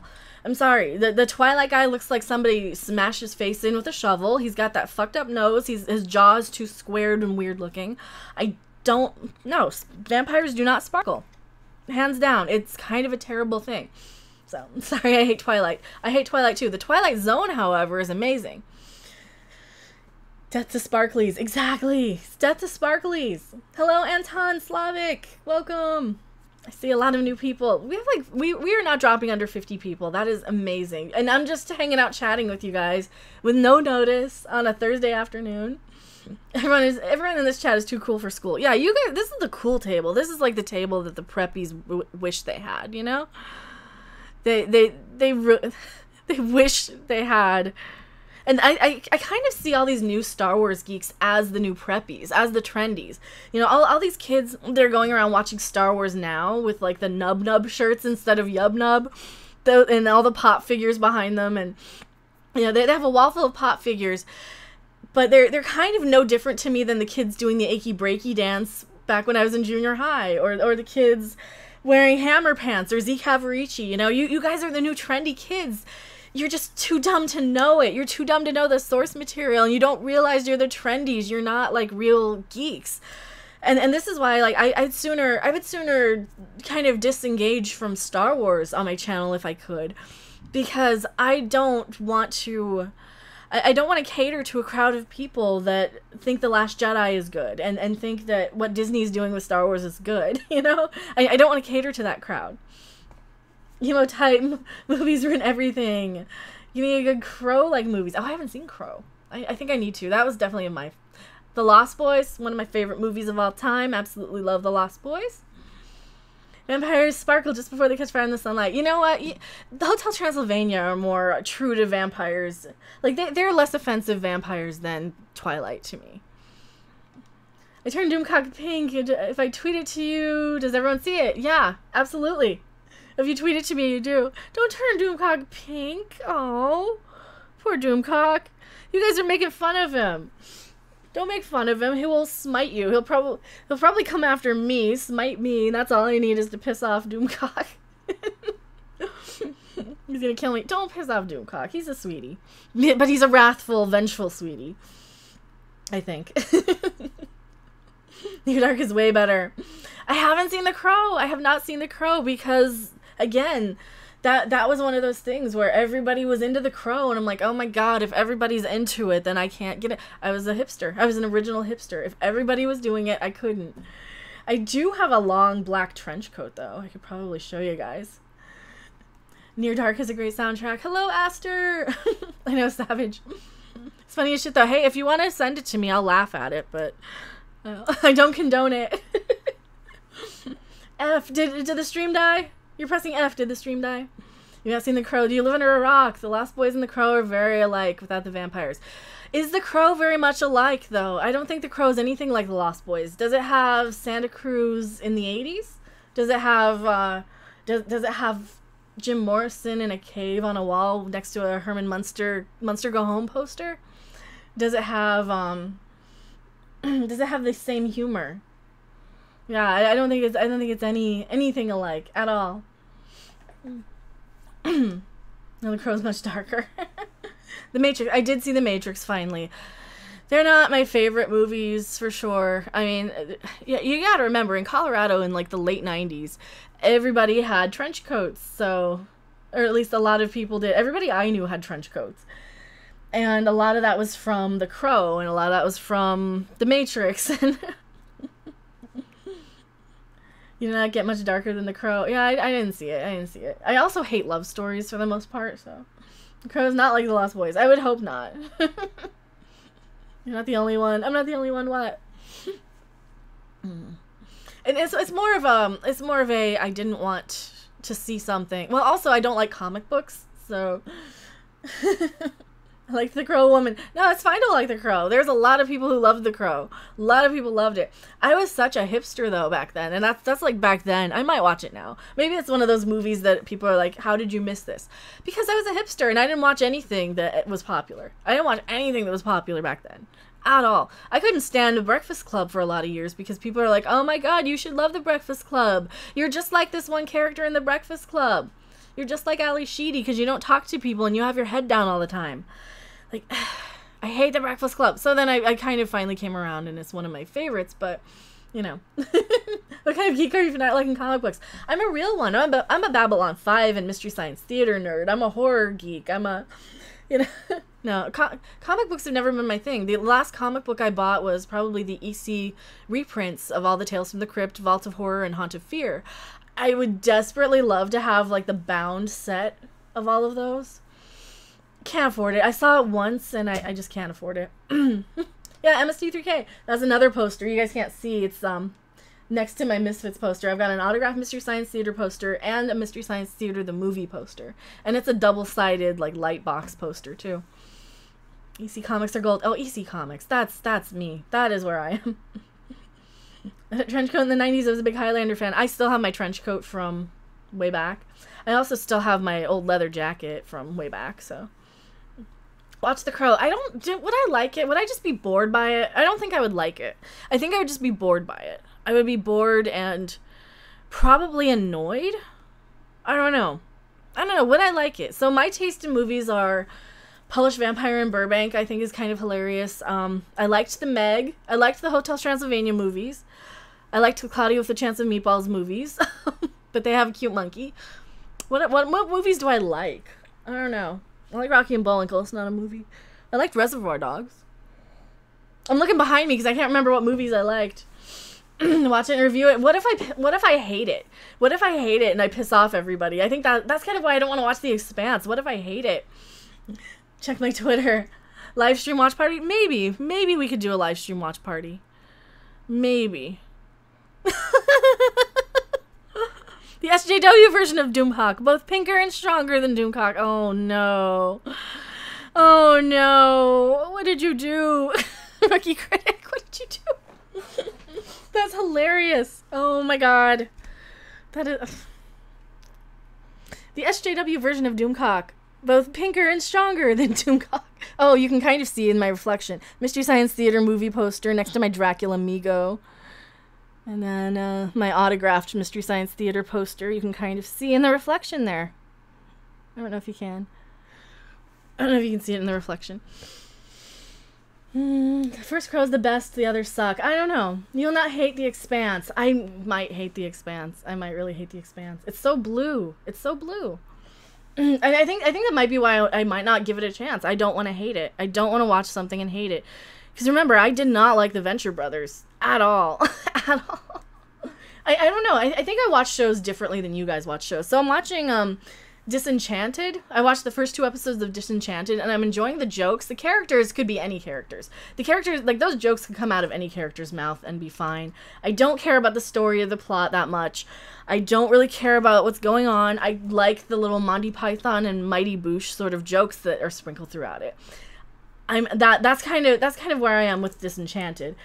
And yeah, I don't know. I don't know if I can I don't know if I watch shows like you guys watch shows. I watch shows to kind of point out, oh, there's a comedy triple right there. There's a You know, that's a good premise setup. You know, that's a good callback. I watch shows for that, or for guest stars. Like, oh, that's Rich Fulcher. I love Rich Fulcher. He's Bob Fossil. I love him. So, your hair looks fantastic. Thank you so much. Love your hair. Thank you, Sketchy Magpie. Did you see the MST 3K return on Netflix? Yes, and I was annoyed by it. So I watched 1 or 2 episodes of the MST reboot, and it was all Patton Oswalt's stand-up material about Fudgy the Whale. Like, I already have this album. Thank you. I don't need a rehash of Patton Oswalt's greatest hits. So yeah, I stopped watching it pretty quickly. What'd you miss? Not a whole lot. Mighty Boosh is fantastic. The radio series was incredible. I do have it. I do have the radio series. I prefer, some of the songs I prefer in the radio series. I prefer the version of Tundra from the radio series for sure. I think The Hitcher was better, as I recall. And they had Married on the Morrow. Is that the name of the song? That is probably my favorite Mighty Boosh song, and that was only in the radio show. How about Rocky Horror Picture Show? Overrated, and I could never see it again for the rest of my life and be okay. That's sad. What the fuck, Platoon? I liked Platoon. I didn't mind Platoon. What happened to that? Did it get axed? What happened to what? It's okay. You're allowed to like or dislike stuff without consequences, in my opinion. Well, thank you. I hope so. Disenchantment is Futurama Forster and SJW filter. I can't stand it. I don't see SJW filter in that. I just see a bunch of like Monty Python and Mighty Boosh jokes. Is it SJW? I don't know. I'm not really paying attention to the characters, so that's the only thing. I'm enjoying the jokes. Like I said, I'm not paying attention to anything that's going on in this story because I kind of find the main character to be kind of annoying, and I don't really root for her. And I'm kind of finding like the demon's all right. The elf is kind of annoying. I don't know. The characters aren't super likable yet. They might grow on me, but I'm enjoying like I said the racist joke or the racist antelope joke was great because they paid it off. So I'm enjoying that aspect of it. Thank you so much for the $2 super chat. STP did Big Empty 4 on The Crow. Bruce Lee's son rip. Yeah. Big Empty. Stone Temple Pilots. Okay. I saw Stone Temple Pilots actually at that concert that I showed you guys the picture of in '94 in LA, and they did a song from like a Charlie Brown Christmas special. They did they did half of their set unplugged. It was kind of cool. I don't remember which one was Big Empty. That might have been one by the time I was moving on to other stuff, but let's see. I'm scrolling. Yes, we don't have to agree on everything. That's what makes the tribunal special. Absolutely. Let's see. 90 Lancaster, have you seen Spielberg's The Duel or Maximum Overdrive? I think I've seen Maximum Overdrive. It's not super memorable. I didn't see the other one, though. Great movies I hate. Platoon, Apocalypse Now, and Dune. Oh, wow. Wow. There's a few movies. There are a few great movies that I can't stand, but I can't think of them off the top of my head right now. Your streams are a great break in the day. Thank you so much, Gabriel Ferris. Thank you so much. Who made who? Yeah, the AC/DC soundtrack. AC/DC is kind of one of those bands. And also, thank you so much for the $2 super chat, Gabriel Ferris. The thing about AC/DC is they're another one of those bands that I can never hear AC/DC again for the rest of my life and be okay. It's like I'm kind of done with that. Ricky Critic, thank you so much for the $2 super chat. Give this to bribe the Lord not to destroy me. I'll try my best. Well, he already gets like I'm already on this top tier on Patreon, and I don't plan on not being a patron, but yeah, thank you guys so much. I really appreciate it. No AC/DC. No, I listened to a ton of AC/DC. That's why I'm done. I've done that. I listened to a shit ton. I was 12 years old. I was a 12-year-old kid playing guitar in like in like 91. I listened to AC/DC. Believe me, I listened to the crap out of AC/DC. You know, like I don't know if you guys saw my old. This is from 1992. So I have like my guitar. I've got Guns N' Roses on the wall. What's this other one? I don't remember what this one might be a Metallica poster that you can't see. So Iron Maiden up here and a Hendrix poster. I listened to a crap ton of AC/DC as well. They're one of those bands. There's nothing new. All the songs are kind of, they're kind of similar. And so they're so similar that there's nothing really exciting about AC/DC. There are no new songs that I want to hear. You know? I can't get bored of AC/DC, and I can't get bored of like Blind Guardian. Blind Guardian's kind of one of those bands I love unconditionally. Devo, I don't really get bored of. As long as you don't play Whip It around me, I'm okay. I can honestly never hear Whip It again for the rest of my life. Adam Sean is just subscribed. Thank you so much. Yeah, and I'm one of those people who has a Devo energy dome. I've seen them live. Like, hardcore era Devo, I will never get sick of. Whip It, I can never hear for the rest of my life. There's a few songs I can never hear for the rest of my life. And I think Rocky Horror Picture Show even falls into that category. I could never see the movie again. I'm good. I've watched it. I've seen it a lot of times. Not only that, like, so many times, every time I talked about it when I was a teenager or something, or even up until about 22, it was always like, oh, you're just a breeder. How come you want to watch Rocky Horror? This is for us. This is for, like, lesbians. And, like, okay, but first off, fuck you. Second off, bisexual, not that's any of your business. Third off, fine if you're gonna be like that. I mean, I've already seen the movie a million times. I don't need to see it anymore. I don't need to be a part of your shitty fandom. So, you know, there's been a couple of instances like that where I've been by a couple of different groups. So Rocky Horror definitely has some bad memories attached to it, and it kind of spoils my memory of it. And I've also seen it too many times, and yeah, it's one of those things. Like I watched it to death when I got the VHS, because it's one of those VHS tapes back in like when VHS were still not super common to own. It was like a $90 tape, and I managed to get it on VHS in 1992 for $10 used or $20 used. And that was such a huge deal because you could not own that movie on video cassette when it came out. And I watched the crap out of it. So, because I'm like, oh my god, I have such a good deal. This is a $90 tape or $80 tape. So. It makes my eyes leak to hear, I'm sorry. I'm so sorry. I'm so sorry. Do you like Blazing Saddles? I like Blazing Saddles. That's one of those movies I've only seen like twice. I absolutely loved it. Rocky Horse for Lesbians. What? Why didn't I know that? I don't know. It was just the group of people that I saw, that I knew. Shitty fandom. I think some of the fans, and I don't know, because it's one of those things, like, I don't want to dress up in costume to go to a movie. I just don't. I do not want to dress up in costume to go to a movie. You know, I don't want to hear a bunch of people talking over a movie, too. Like, that's kind of why I won't see The Room in the theater. I don't want that experience. I want to watch it on my own while I'm, you know, for something like that. If I'm paying a lot of money to see something. For Babylon 5, I can hang out with you guys and chat all day, but yeah, those lesbians were bitches. Fuck them. I know. I'll probably come around to it, but I'm still kind of bitter. About it. I did not like the Rocky Horror Picture Show. It bored me, Just Reed said. Well, and that being said, there's a lot of kind of weird plot things.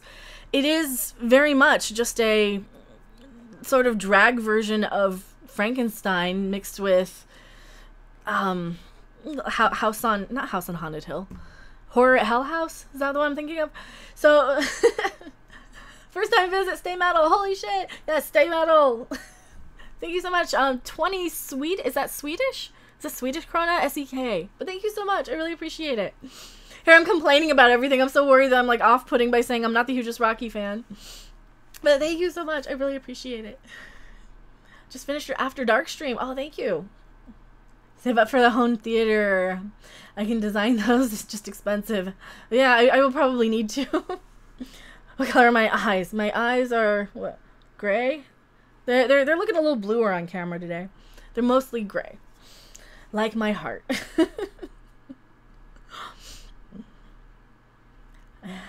It had meatloaf. That's all I like about it. You know, I'm trying to think, and I prefer the songs to Shock Treatment. I really, really do. Because Shock Treatment, you had like Bitchin' in the Kitchen, and even the song Shock Treatment was so amazing. There is a great version of there's a great version of Shock Treatment that they play at the end of the tape that's just Richard O'Brien singing. And I love that version. And I think I had it on CD somewhere. On probably a Rocky Horror Picture Show box set that I don't have. But my guilty pleasure, Killer Clowns and Batman Forever. Oh, Killer Clowns is not a guilty pleasure. I genuinely enjoy Killer Clowns from Outer Space. No need to apologize for having different tastes. The echo chambers suck. I know, but one of the things I'm trying to not do is insult people by having different tastes than them, because sometimes I'll do blanket statements like, no, that sucks. Or you're stupid to like Twilight or something, you know? Or Last Jedi. Or Star Trek Discovery. But yeah. Send that to me. Send what to you? What are we sending to you? Oh, the shock treatment version? The UK Blu-ray Shock Treatment came with a CD soundtrack, but I don't have the version you're talking about. I don't know if I still have it. It was at the very end of the videotape. I don't know if I have it. It might be on YouTube. Shock Treatment song. The song from the movie. Yeah, it was at the very... Is it the single version? Rare single version. It might be the single version. Now I gotta listen to it. I gotta listen to it and not get any copyright.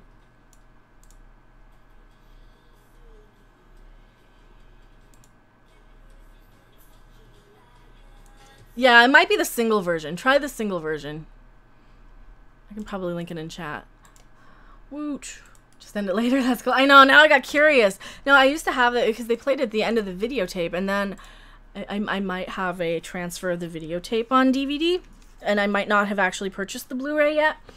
But yeah, yeah, I need to. I remember seeing it on YouTube. Yeah, you can always look on YouTube. Do you watch It or Annabelle? I have seen It and Annabelle. I'm very on the fence about It. It is one of those things I either love it or hate it depending on my mood. The original, the Tim Curry. The new one was fine. There was nothing wrong with it. It was fine.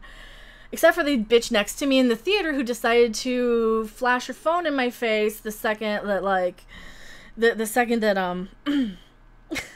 okay, I got a text message. Why do I have a text? Oh, it's from my phone company. Okay. It's like, dude. Yeah, yes, I have a Vorlon on my phone. Absolutely. But no, I think, what was I saying? I was totally blabbing and I totally forgot what I was saying. Oh, and Annabelle. Annabelle was, I mean, I saw it in the theater. Somebody flashed their phone in my face next to me. So that kind of ruined the experience for me a bit in the theater. Annabelle is kind of alright. I mean, the Warrens are such frauds, in my opinion. Like, Tom might know this. Have you heard about the Amityville horror stuff? Is he be sending naughty pics?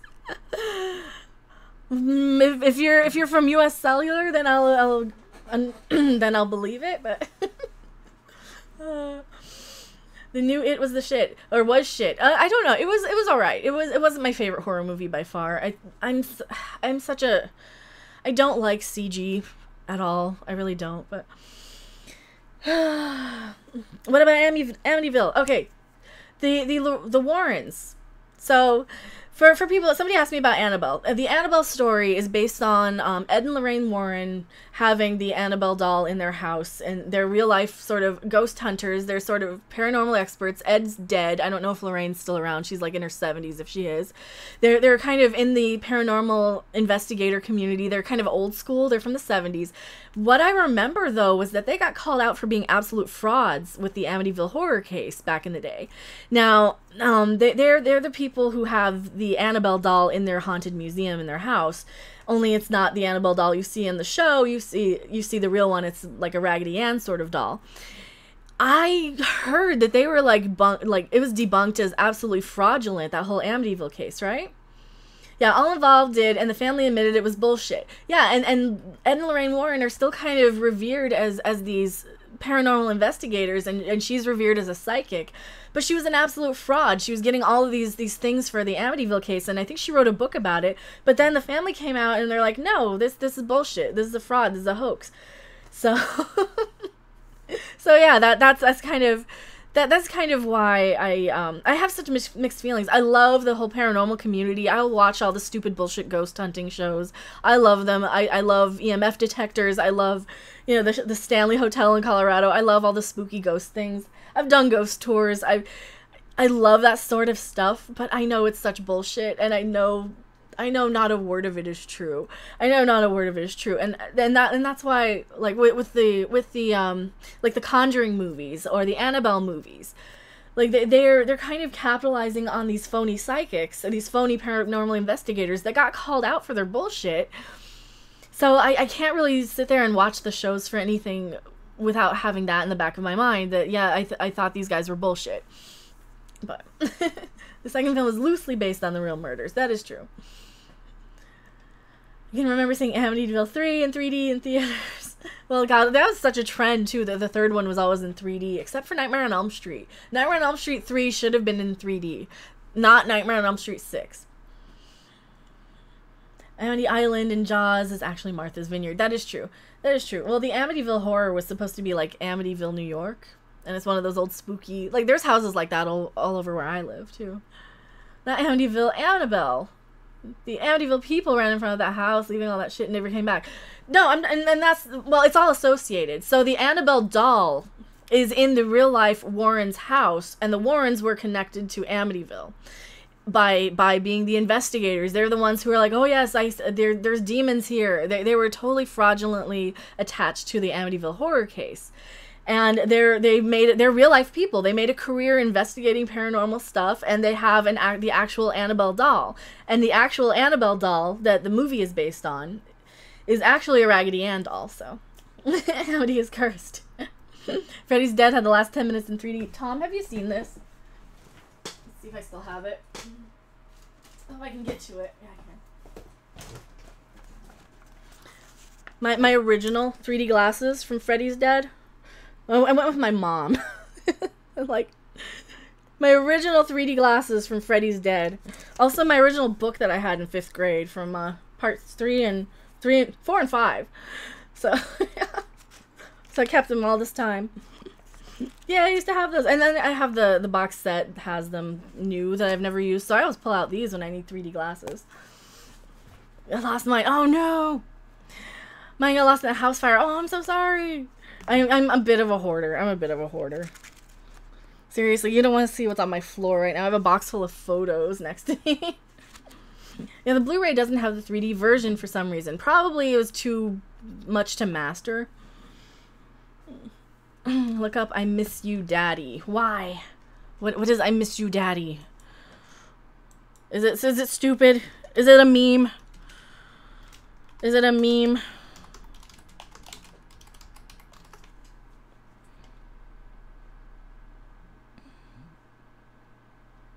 Wow, that looks like a meme. Okay, I'm not going to look that up.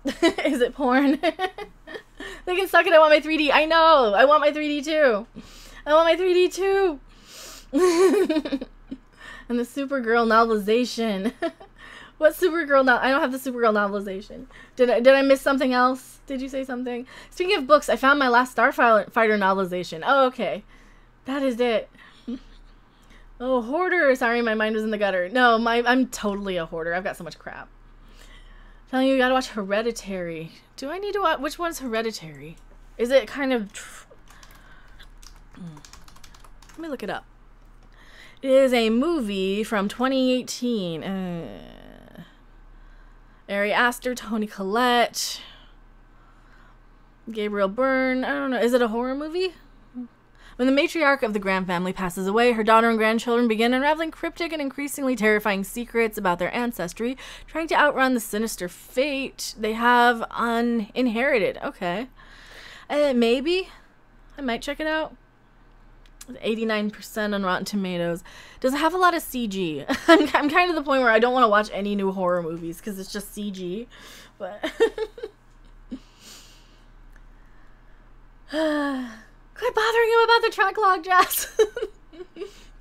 you know you have to like have like so many people coordinated, and those are so much to edit.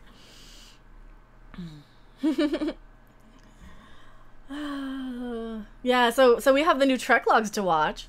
When do I get to be on Trek logs? No. asking for a friend. No. when will there be a Green Orion slave girl on Trek logs? Asking for a friend. Do you know Do Re Mi? I would hope so. I saw The Sound of Music when I was like 8. I would hope so. Have you seen The Babadook? I have not. I think I have it somewhere on a hard drive, and I just haven't gotten around to watching it because CG. I have such an aversion to CG. The House on a Hill movies. Which one? Like House on Haunted Hill? Like the original Vincent Price? I remember that one. I saw it with Riff Tracks. It was kind of good. I had the audio cassette with Roddy McDowell. Which audio cassette with Roddy McDowell? Oh, Batman 89. I had the book on tape of Batman, not on Batman. Empire Strikes Back with the book with the cassette, and I had the Dark Crystal with the book and the cassette. Staying hydrated. I know. Well, I've got the fan on me, so I kind of have to. I'm so sorry. It's water. It's just water.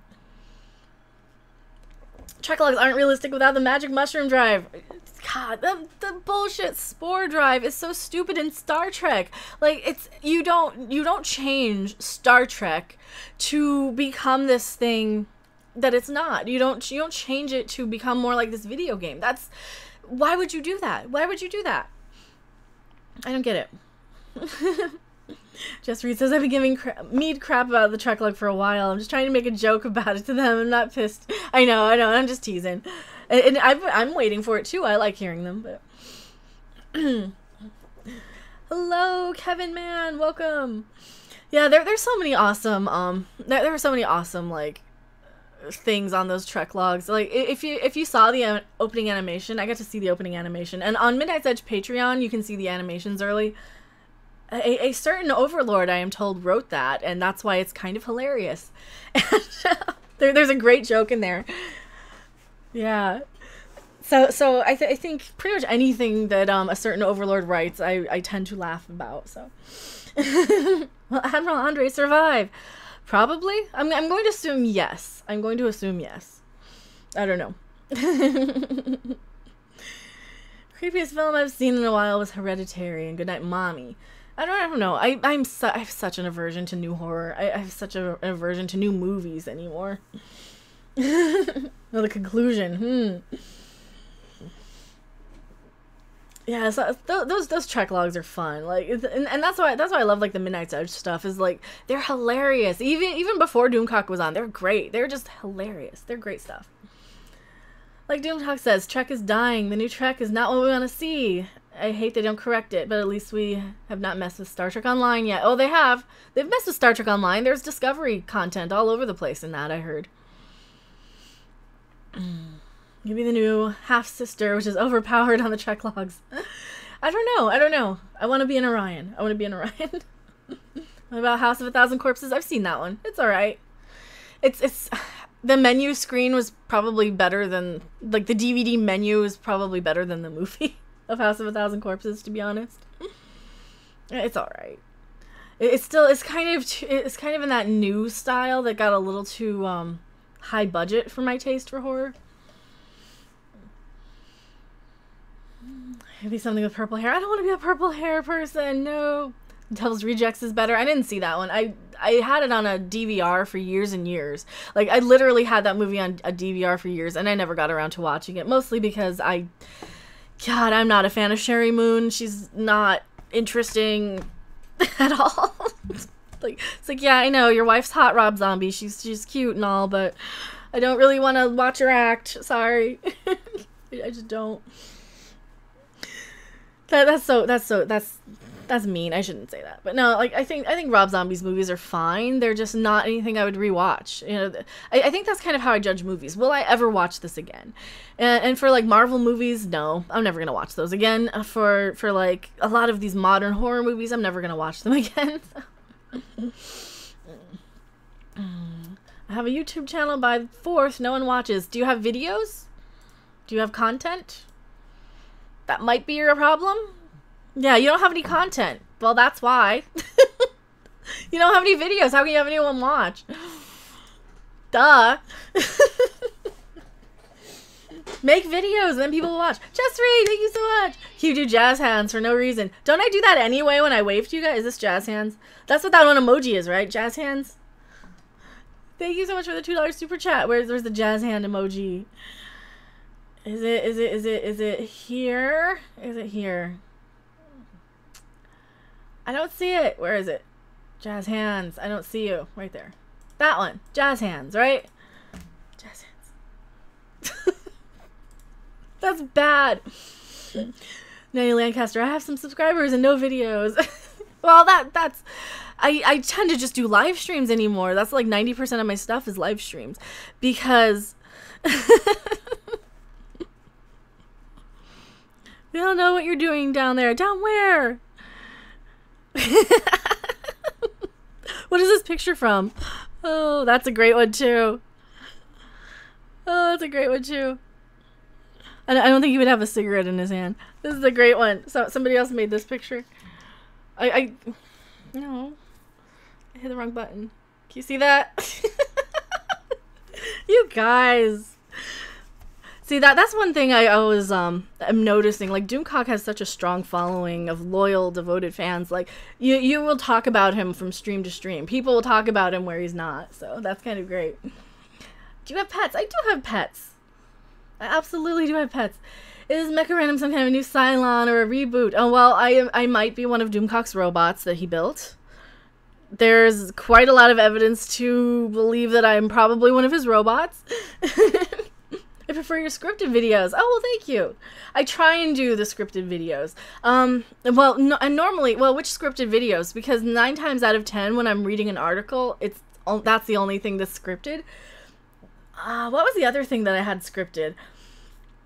Oh, the how to fight the SJW one that I did not too long ago. Let me see if I can find that. It's the one where I had like the Terminator picture and the battlefield and the Ghostbusters. It's that video. That one I actually scripted out, and it is basically why we fight, or random versus the media or something. I can't remember what it was called. But yeah, that was one that I absolutely. I'm pretty proud of that one. I think it went okay. Oh, random versus the culture, or versus propaganda. How to win the culture war. That one was scripted. That was like 90% scripted. Are you going to be at the next roundtable? Maybe. Did he post it? I hope so. I don't know. Is it weird if I'm on the roundtables? I don't know if it's weird. That's the kind of the thing. Like, is it weird if I go to people's chat rooms because like people notice me? I'm so used to being a YouTuber that nobody watches. You know, like. I had 5,000 subs from gaming, but people who watch gaming do not watch your videos unless it's recommended to you. Especially the younger crowd, you know. This is why, like, today we've got a younger person who probably has not seen one video of mine since Yokai Watch, to be perfectly honest.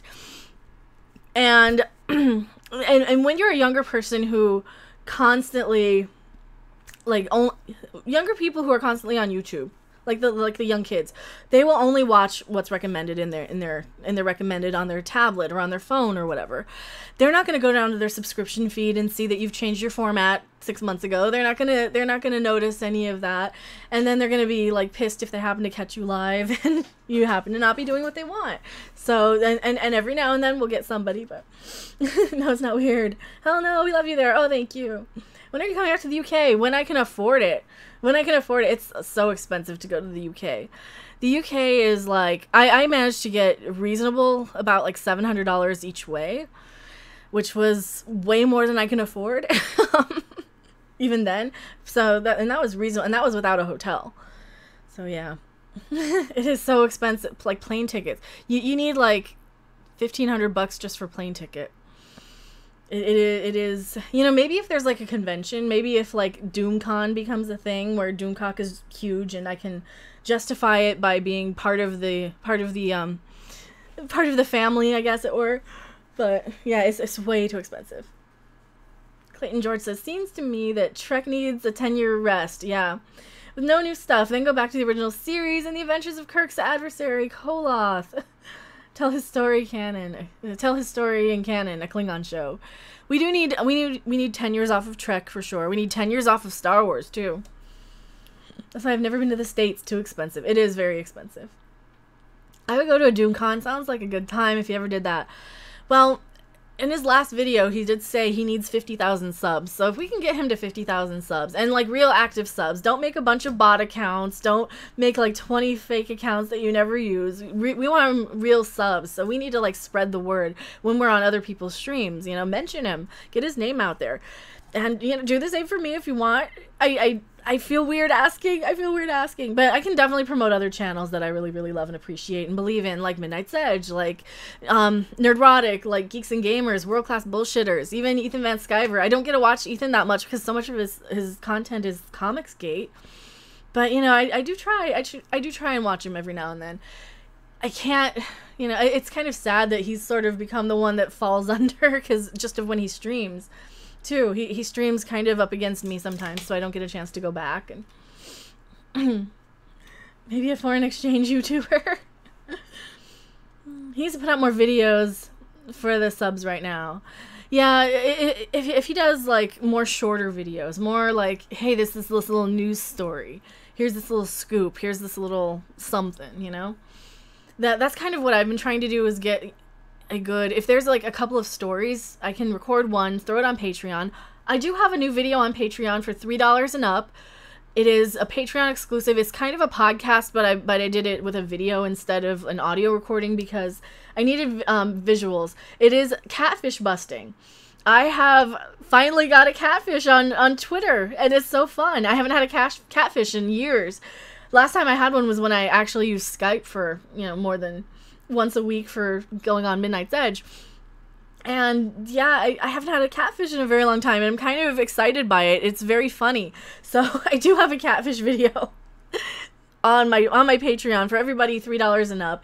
It is in lieu of the podcast. I figure video is better than audio. I need to find a good place to put audio podcasts on. I need to figure out like good topics to talk about. I might talk about Ghost. You don't know. I still need to do my Patreon exclusive video, but nobody's said anything yet. And I figure I can probably do like a poll once the month changes over, so you guys can have a good time to like, you know, not be swamped with streams and not be swamped with like constant stuff. But yeah, I do try and put a lot of my videos up a day early on Patreon. So I still want to see that. I can probably hook you up. It's just unlisted, so I can probably hook you up. You've been catfishing. No, somebody's trying to catfish me. I got to go. It was nice chatting and hanging out. Well, thank you for being here, Sav. Mary Ashmead says, it was $1,300 plane ticket to go to the Netherlands. We didn't end up going. Oh, I'm so sorry. Yeah, plane tickets are expensive. And then, depending on your airline, you have to, like, pay extra for a bag, too, for luggage. Alex James, I don't like his Comicsgate stuff. I don't know Comicsgate stuff, and I feel like a lot of it is people trying to sell their books, which is great. It's a great thing. I don't know anything about comics, so I don't watch a lot of it, but... I will do you and Doomcock. You're always promoting other channels. It's very nice of you. I try. Fuck, you busted me. I didn't bust you. I don't think so. And thank you for being a brand subscriber. Welcome. Yeah, if you guys have your subscribers set to public, it'll get a pop-up if you subscribe while I'm on stream. Also, turn on the bell for the notifications. I hate being so shilly. It sounds so dirty coming out of my mouth. Like, be sure to like, subscribe, click the notification bell. Oh my god, I feel like such a sellout saying that. I was catfishing you. I don't know. You might. I don't know. Do you follow like 50 other middle-aged women? I would think your type wouldn't be like 50-year-old grannies, but I would assume. I don't know. Maybe it is. I don't want to assume. I don't want to assume your preferences. You know, there are some people in this world who prefer 19-year-old anime girls to real girls, and there are some people in this world who prefer, you know, guys in fox outfits or wolf outfits, and there are some people who, you know, who prefer robots. So I don't know. You're the same age as me. Well, I know that. No, but this guy that I busted on the catfish thing, like, I looked at his Twitter, and every single one was, like, a middle-aged, like, a 50-year-old granny-looking woman, almost. I'm like, dude, you do not follow anybody I follow. You are obviously a catfish. You do not follow, you know, and, like, normally when I see people in my feed, I'm like, oh, that's a cool picture, and sometimes I'll click on them and be like, oh, okay, you follow Ethan Van Sciver, or Jeremy, or Doomcock, or, you know, I get a lot of crossover from those people, but... Ooh, holy shit. And we have some trolls. We have some trollins here.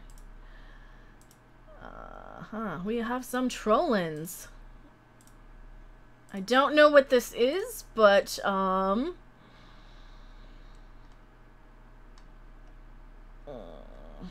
don't know what this is.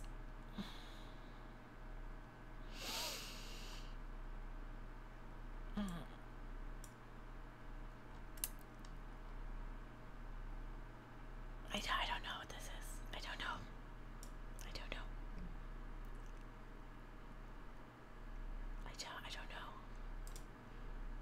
I don't know what this is.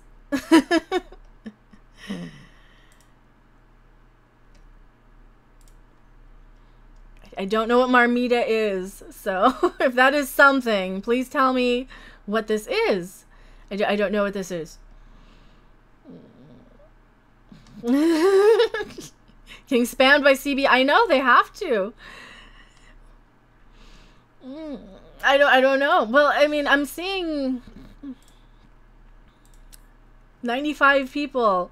Well, I mean, we probably don't have to ban everybody, but it is kind of weird, and we don't know what this is. Are you guys like, yeah, are you guys like trying to rate us here from, like, because there's nothing wrong with like going over and saying, hey, you know, Doomcock sent me from your stream, or let's go over to Midnight's Edge, but I don't know what you guys are doing, so yeah, I don't understand this. Like, there's nothing wrong with like having a little bit of I don't. Well, because sometimes, okay, you know how like when Doomcock and I were streaming that night with like the first of the Tribunal or something, and then we send everybody over to Jeremy, and we're like, hey, random says hi over to Jeremy's stream. There's a, yeah, I would say, yeah, go ahead and delete. It's fine. I don't know. I don't know what that is, but we are just going to time everybody out who's doing that. So if you guys are actually here to watch us, that's great. But if you're not, then yeah. I mean, we have 100 people here, but yeah. Just be careful. Be careful about not timing out our people who are actually here for a reason, and not, yeah, not. I don't know what you guys are talking about with this. I really don't. But is it Spanish for packed lunch? I don't know. But if they wanted to like drop some super chats, that would be great. You know, you can spam Marmita all you want through super chats. I don't mind. I have no idea what you're talking about, but I think this might be why I don't like. Yeah, I don't know. I don't understand. And hopefully, if you accidentally got banned, let me know. But for the most part, like, it's just getting deleted. So yeah. Yeah, I've never seen that in chat before either. Like, I've normally when you get raided by somebody, you get like an actual raid of people who actually want to show up, and you know, and it's like, hey, we're gonna send everybody over to this person who's streaming. Like, I've done that with Anti-Trekker, you know, or I've done that with whoever is live, and that's fine. You know, if we have like 60 people and whoever starts streaming next, we want to go over and say hi. Nobody's live right now, and I'm not wrapping up, but spamming should be expensive. If it was Twitch chat, you could set it to subs only for a bit. I think I can set it to something. I could set it to subs only too. Spamming should be expensive, I know. Or emotes only. Yeah, it looks like we're back to normal again. We're back to like it shot up to like 100 people, so it was probably just a raiding party. I've had raiding parties where I didn't understand what they were doing, and I have accidentally like banned some people, but this kind of is not a raiding party of, hey, we're gonna help out this YouTuber. This is more of a we're gonna just annoy people. So yeah, I don't understand. Marmita is Spanish for pot, according to Google Translate. Okay. Yeah, yeah, whatever.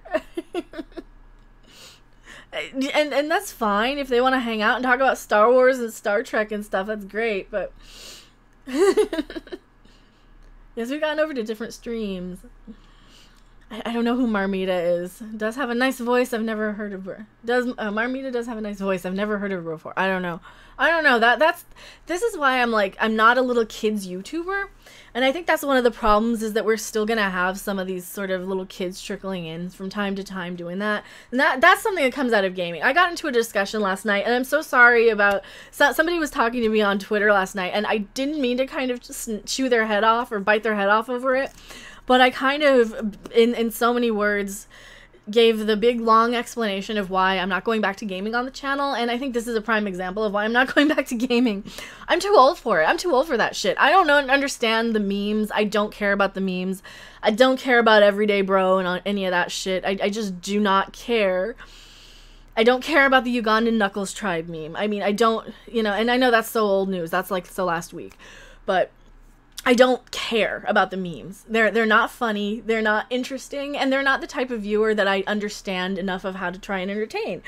And if we lose those type of viewers, you know, yeah, obviously you don't want, you know, Alex James Marmita, $5 super chat. Thank you so much. I was just joking about that, by the way. But yeah, thank you so much. But no, and I was talking to him, and I'm like, I'm so sorry, I didn't mean to sound like I chewed your head off about it. But I do not want to go back to gaming, and that's a prime example of why. I know that came over from somebody probably in the gaming community. It's probably somebody from like a Fortnite stream that thought it was funny. And yeah, gotta cultivate your audience to suit your content. Exactly, and my content has been kind of vlogging and rant videos and talking about pop culture stuff. And I'm kind of more of the broadcasting comedy variety of YouTuber. A little bit, and I'm not a heavily edited thing. I'm not a donkey sort of YouTuber. I was on a donkey video apparently in comedy night once with a joke I told, but yeah. God, and hopefully if you did accidentally get banned during this whole Marmite debacle or whatever it is, let me know on Twitter. I apologize if you're like a legitimate person who really wants to be here and you accidentally got banned. I know the mod squad has been awesome in defending the channel and holding down the fort. It's kind of funny, to be honest. It was kind of funny. But hopefully it didn't bother you guys too much. I mean, we didn't really drop under too much. Mary Ashby, thank you so much. $2 super chat. Marmita, what the fuck? I don't know. I don't know what's up with that. But hopefully you guys aren't like too off put by that. Fear to the banhammer.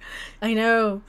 Well, the banhammer is kind of a fun tool, but I mean, I was just timing people out. I wasn't banning anybody from it. I was just timing them out so they couldn't do it anymore. And God, there was a lot of them too.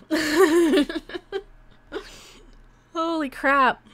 But those are kind of anything can happen in live stream. So apparently somebody was like really trolling the hell out of Jeremy a while ago.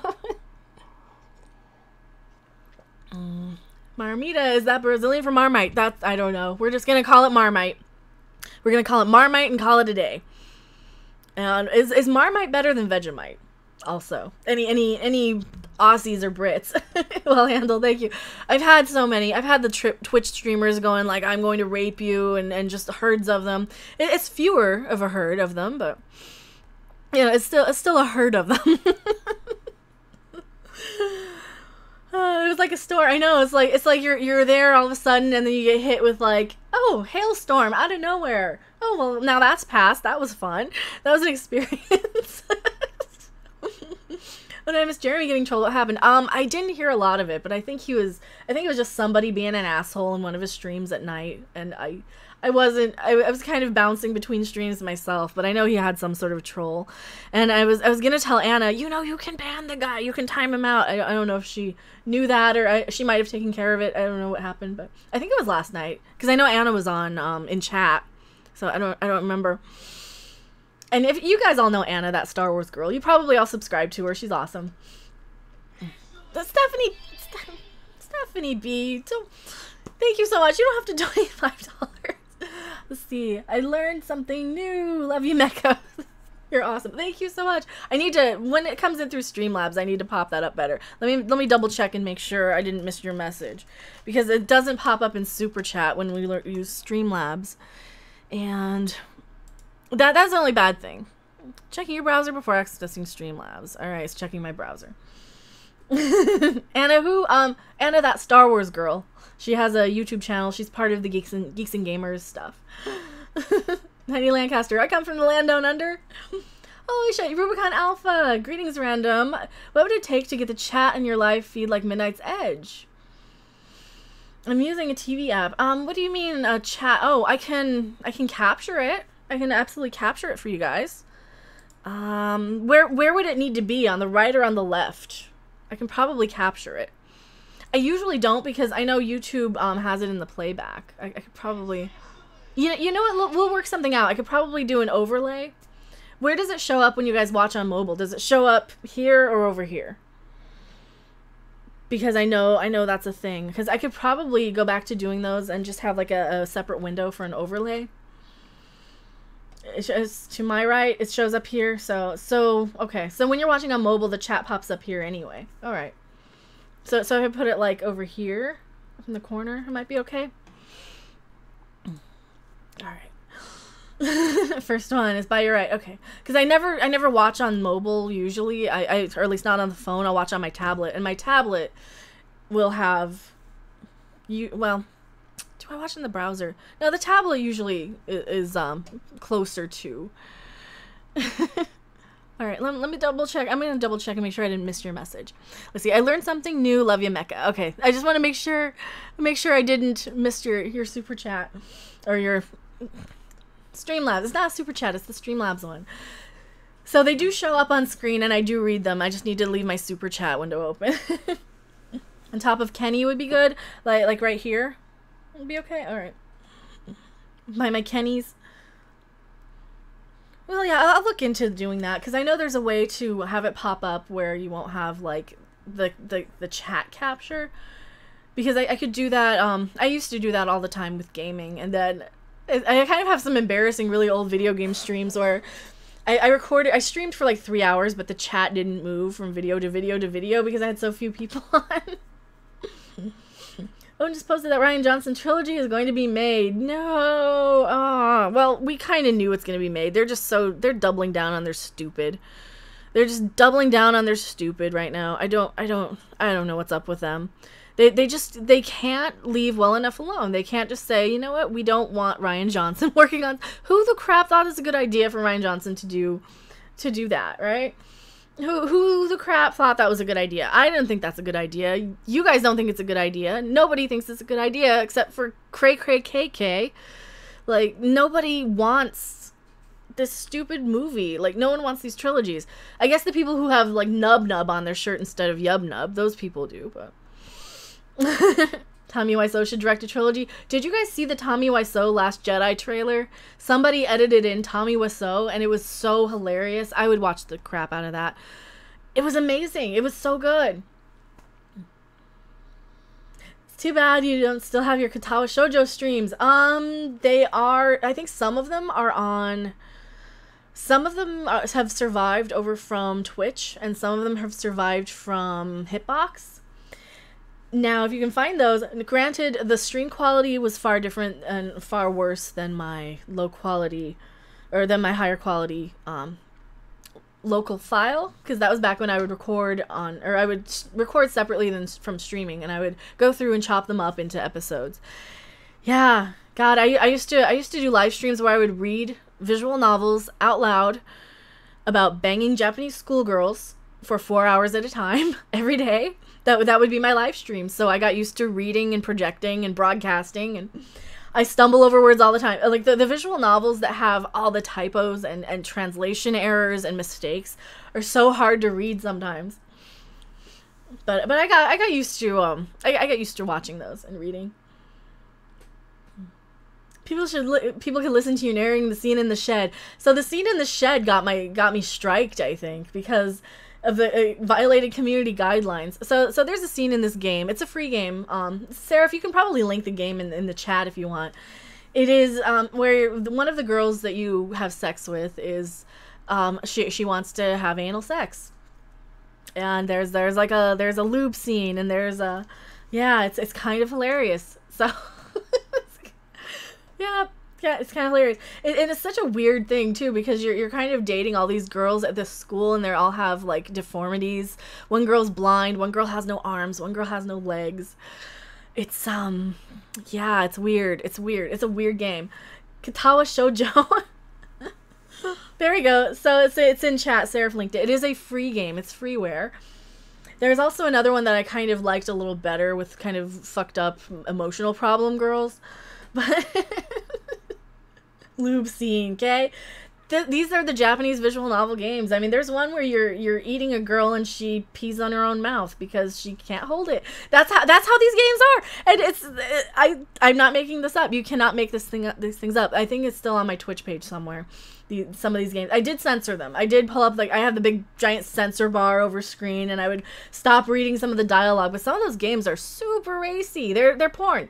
You know, it's Uncle Ethan's Is This Porn? Yes, they are. Most of these games are porn. It is kind of hilarious. Handicaps, not deformities. Same thing.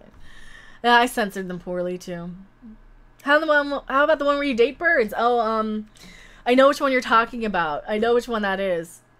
What is it called? I can't think of it. It's not Who's Your Daddy. It's I think I have that too. I think I do have it. The pigeon one. It's the pigeon simulator. Hatuful Boyfriend. That is what it's called. So I couldn't remember the name of it. Just got the note you're on. What did I step into? Hello, Neil Fuller. I'm so sorry. We're talking about anime games, visual novels in the anime style, I guess. Look up Kaylee Brindy. Last on my YouTube channel. I will. Well, if you change your name from what it is now. The pigeon one, man, that goes places far beyond a mere dating sim. Oh, God, most of them do. Most of them do, though. Most of them are crazy. There's one where they have sharks, and they have sharks with tits on them. They have full-on shark nudity boob stuff. So also, if you're kind of sensitive to the talk about X-rated or whatever stuff. Yeah, this is not a chat for kids, obviously. I am not a kids channel. There's several of those type of games on Steam at the moment. Oh, they're always on sale on Steam. I have a ton of them. I played, I think on my other channel, I think there's still some Let's Plays of Sakura Beach, which is basically a he wants to bang two girls he's been friends with all of his life, and then they wanna just bang each other and him. They kind of harem up. And then the next game is, oh, we want this girl in the harem too. So it's total like male fan servicey, male fantasy sort of stuff. Because seriously, who in God's name would be able to handle two women at once? I mean, what guy would want two girls bitching at him all the time? I don't know. I don't think I would, but I'm amazed I get an ad every time I reload the stream, considering your content. I know. Well, with gaming, I never would get ad revenue. I'm getting ad revenue now. Who thunk it, right? With gaming, it'd be like, oh, you might get some money from YouTube every 3 or 4 months.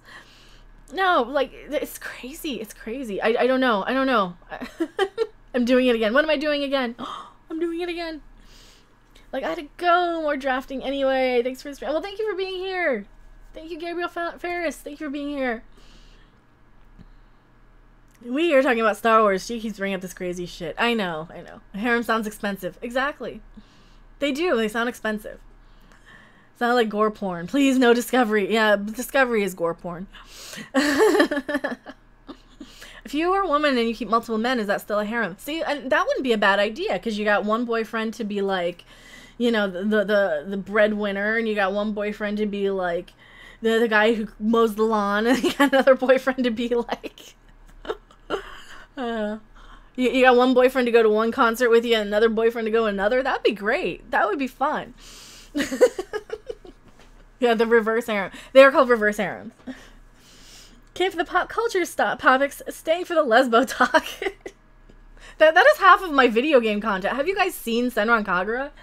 That is one of those games. There's a new version of that game where you basically can massage the girl's inner thighs. And that's coming out in about a week, and I'm kind of excited. I kind of want to do a Let's Play if I have time. If I have time, I'm going to probably stream it over on Twitch. Because you use the HD Rumble on the Joy-Cons, and you can actually, like... They wanted to make sure they got the way the boobs feel correctly, damn it. So they spent a lot of time in the HD Rumble for boob jiggle physics and how they feel when you're kind of grabbing them, so... Smash the sub button, TM. Yeah, smash the sub button. The stream got blue real fast. This is me. This is me on every stream. God, don't listen to the Doomcock streams. That's just garbage porn talk the whole night. No, listen to them. They're fun. But if you don't want to hear me being an absolute perv on those, it is so easy once you get in kind of a rhythm with people that you're really comfortable with. So like with me, Tom, and Doomcock, or even Gary on that one stream that's like Lost to Time, it is just blue improv, Blue improv theater is what it is. It is insane and is fun and is hilarious. And that's kind of how all the streams go. That's how the Midnight's Edge After Dark streams go. God, you think I was not an actual prude the way I talk on camera sometimes. Yes, the boob jiggle. You gotta get the boob jiggle physics correctly. You've got to get the feel right. What's it called again? That game. Any game with Senran Kagura.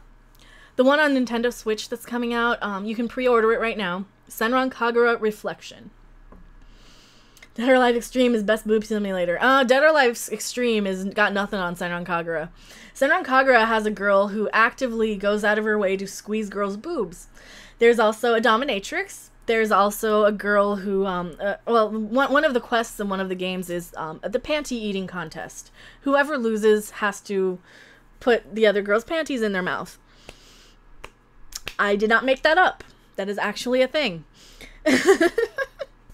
Shouldn't this be on After Dark? I did have an After Dark channel for a while. Okay, Ricky's sending the link after the uploads. I hope this transformed parody. This is a transformed parody enough. They really need to clear this stuff up. Poor PewDiePie. You can get pervy, we like and agree. I'm totally pervy. Sometimes. It's funny though. God, let me get the one game for you guys. I'll get the one game.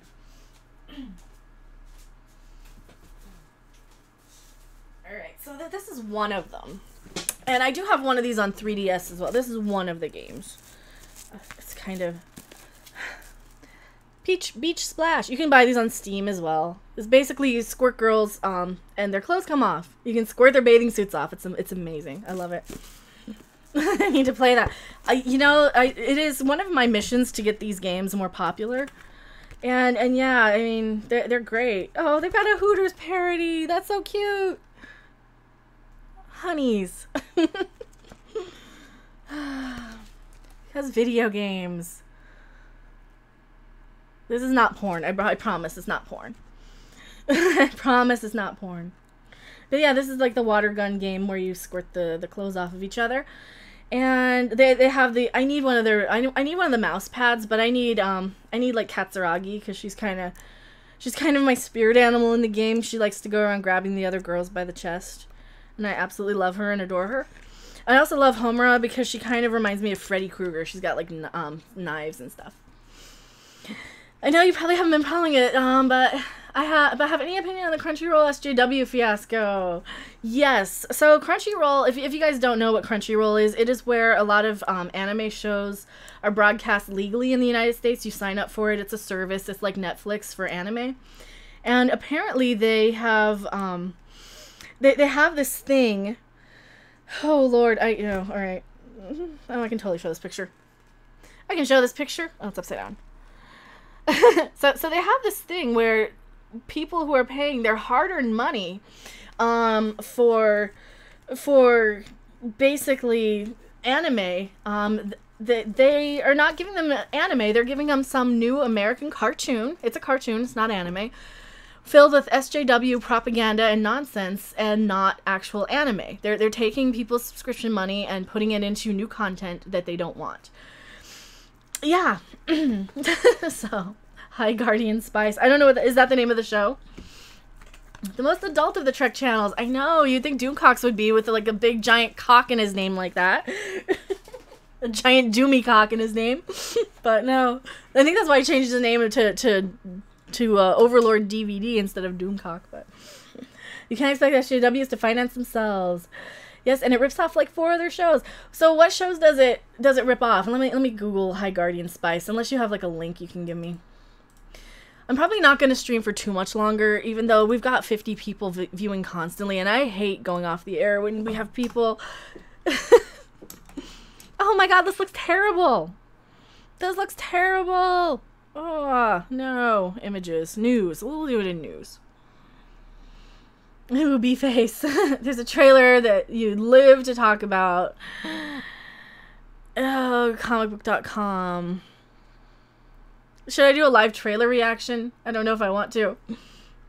They spent the trailer talking about themselves and not the show. Alright. Oh no. It did not give me... No, I lost my chat. I lost my stream. I lost my stream. Is this it? All right, we're gonna copy. And then we're gonna go back to my live dashboard so I can show you guys. I don't know if I want to put this on stream for you though. How satisfied are you with live streaming experiences? Very. Thank you, YouTube, for me refreshing. Holy crap. There we go. Comments are disabled for it. Oh Lord, and it's got more down than up. Wow, it only has 2,000 views. Why is it in Spanish?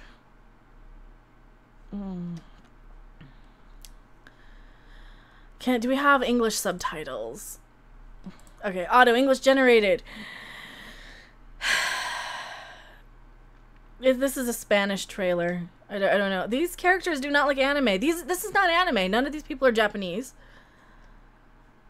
Sincerity is heartwarming and a very modern reflection of the world and our characters are the diverse cast. Fuck your diversity. Fuck your diversity. God damn it. Shove your diversity up your goddamn ass. I'm so sick of that word. It's such a bullshit buzzword. We are not that diverse as a species to be preached to. We all are human. We all have a couple of eyes for the most part. We got a nose right about here.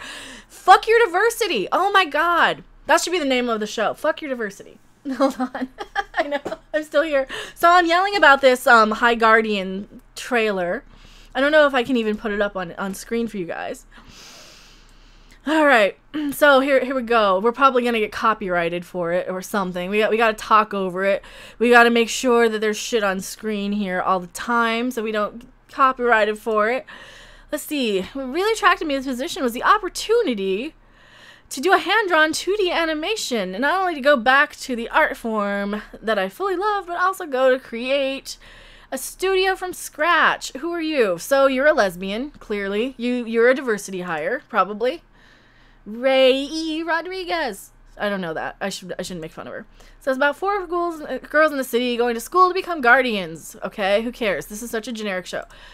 Hello, SJW looking person. I shouldn't say that. I look like an SJW. Your filters for B5 hand to hand. Hashtag fuck your diversity. So Ruby, and Ruby's bullshit too. I'm sorry, people like Ruby. I don't like Ruby. Let's see, they're going to school to become guardians, and it's funny, and it's warm, and it's adventurous, and they're letting us make it a little weird because that's very exciting. None of you are Japanese. None of these people are Japanese. What the fuck? How can you make anime without having people being Japanese? What the fuck? Okay, so Umbrella Guy covered this. I know a lot of people. Lost Paws has covered this. Seraph is a huge anime person, so he is my go-to anime expert anytime I have any question about any of it. And if he says this is bullshit, why is she wearing swimming goggles? I don't know. Maybe she's special. Maybe she's special. Maybe she's special. So we're going back over to this. Let's see. It's heartwarming and a very modern reflection of the world and our characters are the diversity cast and diversity for the sake of diversity because we need to all look like the blue-haired feminists. We need to all look like the blue SJW feminist purple hairs. And I know, I shouldn't say that. I shouldn't say that. Sarah, you know, I look like that too. Yeah. Hair. I have funky haircut. I shouldn't say that. We don't need that fucking diverse look. People, they all look the same. They don't look diverse. They all have like they're all ripping off my look. They're all ripping off my look. Except they don't have long hair because they'd never be able to manage it because they don't realize you have to like take care of your hair if you're going to have it this color. It's not very anime. It's not. Japanese are not diverse enough. It should be Japanese. Why isn't this Japanese? What the fuck? Why would you pay money to Crunchyroll to make this shit for Netflix? This is Netflix shit. This isn't anime. This is a bunch of fucking art kid diversity hires. Oh my god. Fuck your diversity. They all seem quite upset over everything. They do. They do. You look lovely with that hair. Well, thank you. I shouldn't make fun of the hair, but man, that's what you see. This is what you think of when you see this shit. Alright, so they're giving us money for the 2D animated series to do things artistically with a lot of color. A lot of other shows and studios have forgotten how to do. We're 50% female! Hooray for us! Oh, look at us! We all look exactly the same with our same little outfits and same little shirts. And we all have the giant horn glasses and we all have pop figures. And we all love Star Wars! Yay! Rey is the bestest character ever! You're just a man, baby, for liking for hating The Last Jedi. We don't need your shit. Fuck your diversity. diversity. Oh my god, they all look the same. Every fucking one of them looks the same. Every goddamn, she looks different. Oh my god, they have a token man. Oh, ding, ding, ding, we have a token man. Oh, we got a penis. He must not have anything to do with the show, though. He must have nothing to do with the show, because he's just a man. He has a penis. We don't need one of him. Oh my god. These have got great voices that aren't being heard. This does not look anime. This looks bullshit. I don't think anyone's seen stories like this. I'm so sorry for the rant, you guys. That looks stupid. Oh my god, that looks like bullshit. That looks like Twitter. That looks like everybody on Twitter and Tumblr. The anime. That looks like every goddamn asshole who calls me a racist on fucking Twitter. And I want to... Oh, I get so mad. I just want to punch them in their pocketbook when I see that shit. I want to punch them in their Twitter feed. You know, I'm so sick of it. Thank you so much, Ricky Critic. Let me read what you said. Philip Ademic, don't sugarcoat it. Tell us what you really think. Entire writing staff is female. Females can be writers. There's nothing wrong with females being writers. But when they all are cookie cutters of the fucking She-Ra writer, they look like the She-Ra writers room. Exactly. Every single one of them. They all look the same. They all have that short, chunky hair. They all have the same sort of, you know, oh, I wear a t-shirt from Danzig because I'm edgy. You've never fucking listened to Danzig in your goddamn life. You know, I have a Hendrix shirt because I'm a guitar player. I studied Hendrix. I'm a guitar player. I have everything Woodstock. Everything ever came out of Woodstock. I have Monty Ray Pop. Everything came out of Monty Ray Pop. I'm a music geek. This is why I wear a Hendrix shirt. I've seen Danzig in person on my 18th birthday in 97. Okay, so this bitch with a Danzig shirt wasn't even alive when he was around.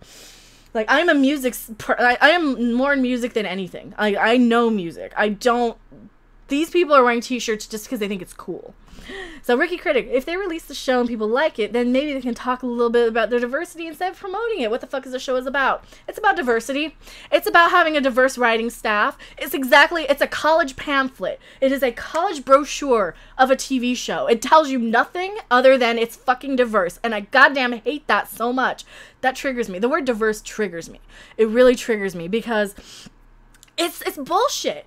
People self-segregate. You will self-segregate into your group of like-minded people, right? Regardless of what color they are. If you have a group of people who all love anime, it doesn't matter what color they are because they all love anime, right? You will have a group of 50-year-old housewives who tend to self-segregate into their little group because they're all 50-year-old housewives.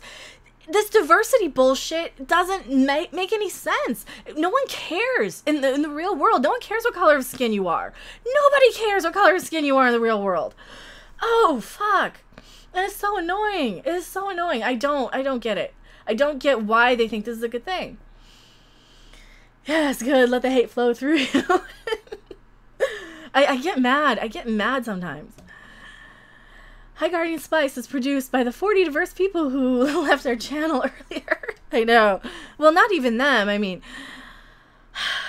I don't like SJWs. They get SJWs ruin everything. They're going to make this garbage bullshit anime that's more generic than and it's not even anime. They're just making a fucking bullshit Netflix show. And Crunchyroll is going with it, not knowing what they're... You know what, Crunchyroll? Seraph, what is one show you would love to see another season of? Seraph, that Crunchyroll could finance. I know you've got some that you're like, oh my god, I wish this show had another season. Name one. I can't name it off the top of my head because I don't remember the anime shows as well as you do, and I'm so sorry. I really should, and I'm a horrible person. But Doomcock programmed you well. Spice and Wolf. Thank you. So they could throw their money at Spice and Wolf for their next season. And I know enough about it. It's kind of like a cute wolf girl, and it's a romance sort of thing. And yeah, why don't they give you the Spice and Wolf season, a new season of that? Throw money at that guy to make that. Throw money at at actual Japanese content creators. Throw money at anime for anime. Don't Crunchyroll, what is your problem? Why are you throwing money at these fucking She-Ra writers? This writing room is a diversity hire after diversity hire after diversity hire. They all kind of look like SJW boyish lesbians, just like the She-Ra writing staff. It is pathetic. And this is not what we want on Netflix with She-Ra. This is not what Crunchyroll people want. Has Crunchyroll stuff dropped off? Also, they use our Ricky Critic. For the $2 super chat. You have been such a huge, like, rock star on the stream today. Thank you so much. Let the poor numbers show that no one wants this crap. Yeah. And I mean, it's got 400 downvotes. Comments are disabled for this video because it looks like shit. Like, seriously, comments are disabled for this video. Because it looks like shit. Oh, you guys are talking about... Yeah, Mary was named after the Winkai is Mary, by the way, in chat. And I know Stephanie B is a huge Hendrix fan, too. But yeah, I'm a music geek, you know? I love... I don't know if you can see. I need to totally pick that up. I have the Hendrix Amigo. I love music. And this is kind of what I was talking... Like, I know this isn't even the guitar he had at Woodstock. I'm such a music geek. He's playing a white Strat. This is the Monterey Pop sort of design that they have on, like, the guitar pedals and things. So this isn't even the right guitar that he played at Woodstock. He was playing a white Strat. Alex James, thank you so much for the $5 super chat. Well, I'm gonna need a cigarette and a nap after that rant. My toes are still curled. I'm sorry. I probably blew your speakers out, you guys. I should clip that. I should clip that and put that as a highlight from this stream. Fuck your diversity. Oh, maybe I'll do another one. Oh, I feel like my hair got like all over. So I need to, like, I need a cigarette too. I don't smoke. Sometimes a good rant is like sex, I think. That's cool. I love it. They still sell those. I got that recently at Target. Those Hendrix Migos. My mom ran away to go to Woodstock. That is awesome. That is awesome. I mean, hopefully she was okay. I mean, you obviously were around or were born, so she didn't end up like in trouble anywhere or. But... All right, Seraph says they say 50% female in all the creative roles. Right after that, it's 100. Right after that, it's 100% female writing room. Yeah. Yeah, 100% female writing room. Where's well, they have their token male, you know, and he can't really do anything other than get them coffee and be old at, because Ghostbusters 2016 told us how to do that. Fuck your diversity. Fuck your diversity.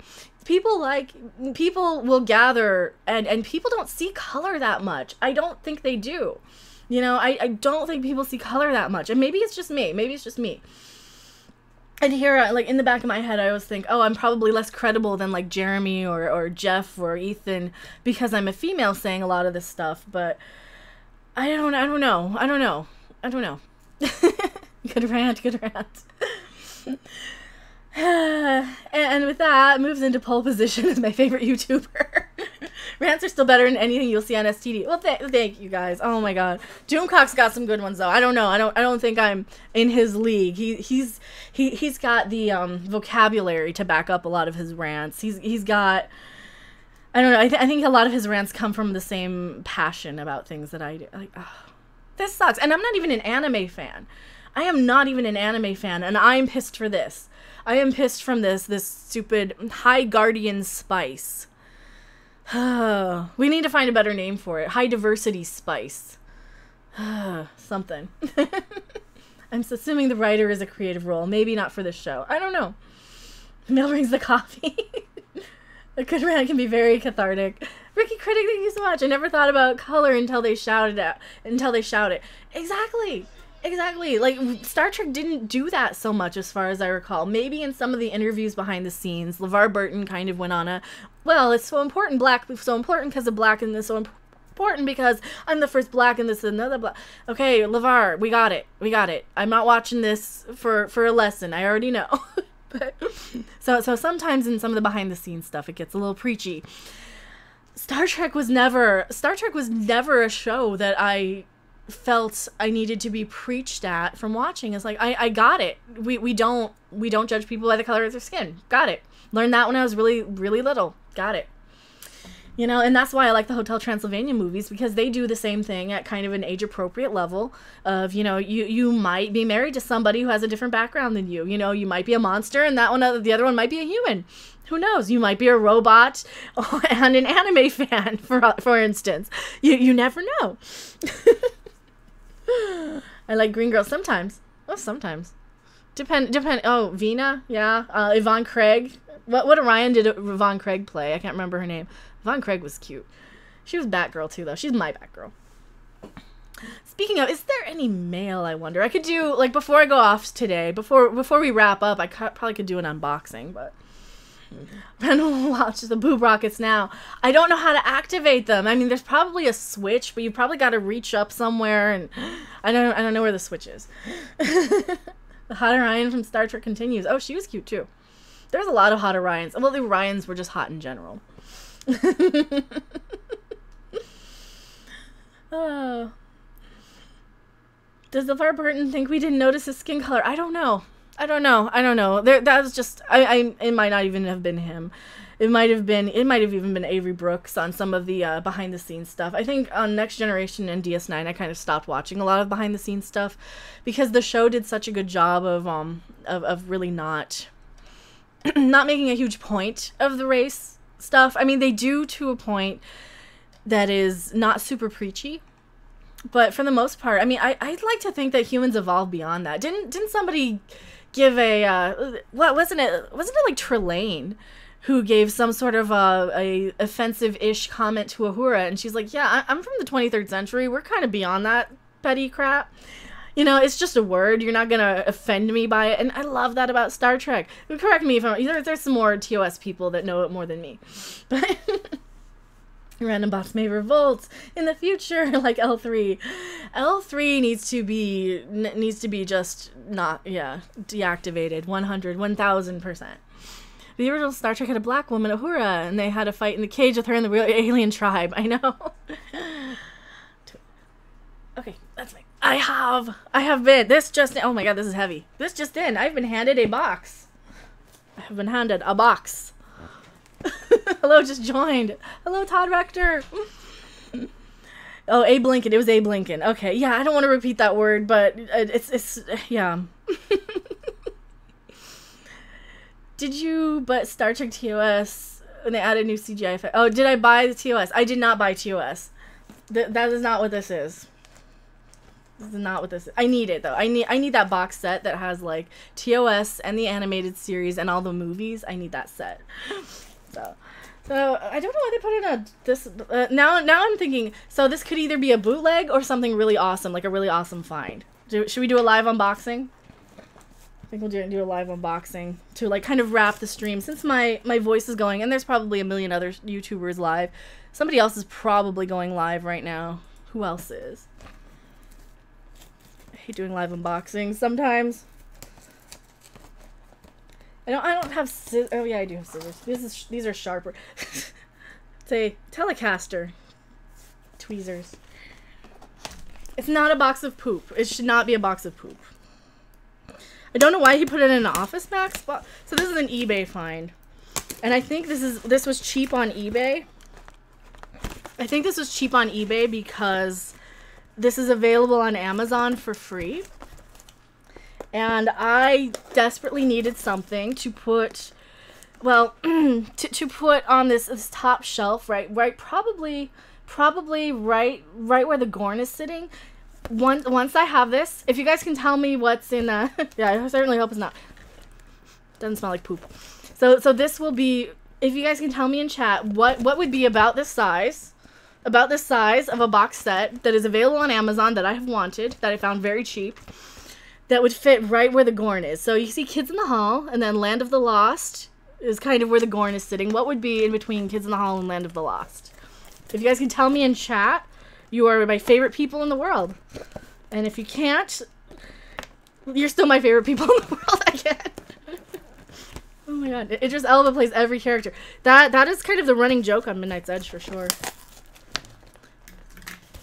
Oh my god. I'm just ripping the box. Yes.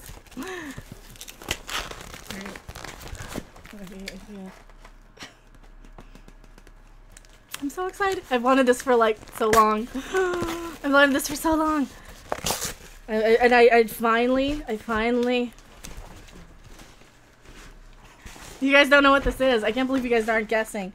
If Doomcock were not busy mowing the lawn or cleaning up dinosaur poop, he would probably be the first one in chat to tell me what this is. I had to. It's like Christmas. It is. It is.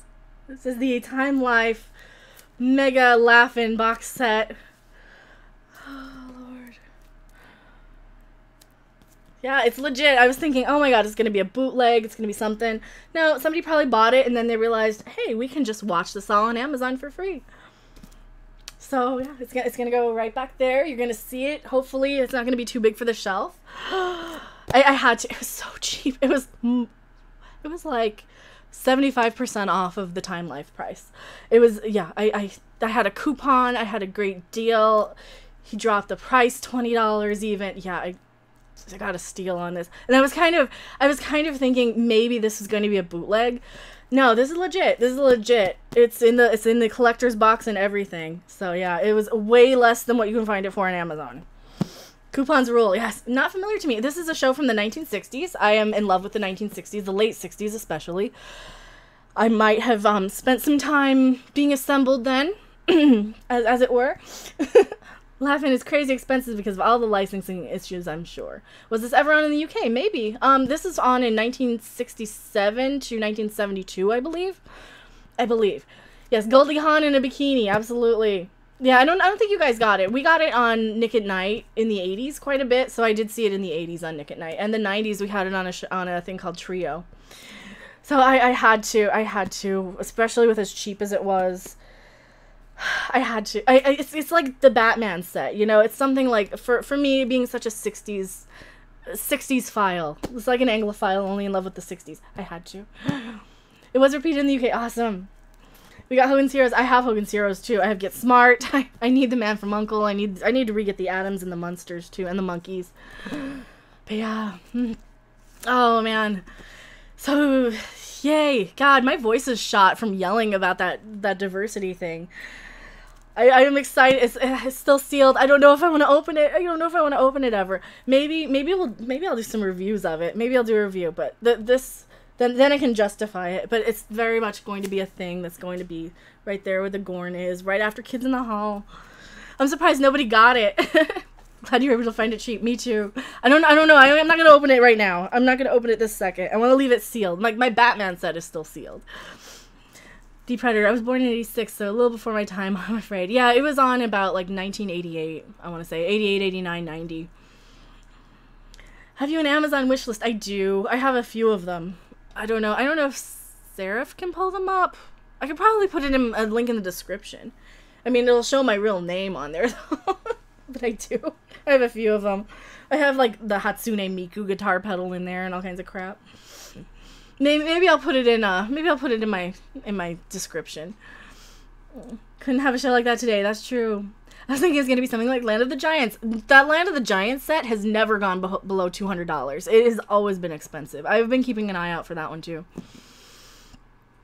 Oh, the Hatsune Miku pedal. The Hatsune Miku pedal is awesome. I need one. I'm looking. If I can find one under $100, I'll probably buy it. I can't afford it, but I'm. But yeah, thank you guys so much for hanging out. It has been so fun. I am worked up. It is getting to be about dinner time. It is getting to be about that time to wrap up. Somebody else will probably go live. I don't know who's going live after me. Who goes live on Thursdays? Nobody, right? Just me. Just crazy old me, right?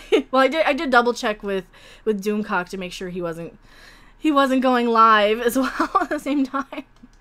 Because I don't want to miss his streams. I like listening to him, and I like the chats over there. I like the chats over here. We have so many crossover. I love the chats in the Fandom Menace and the Tribunal communities and the High Council community. I love all of you guys. You guys are so amazing.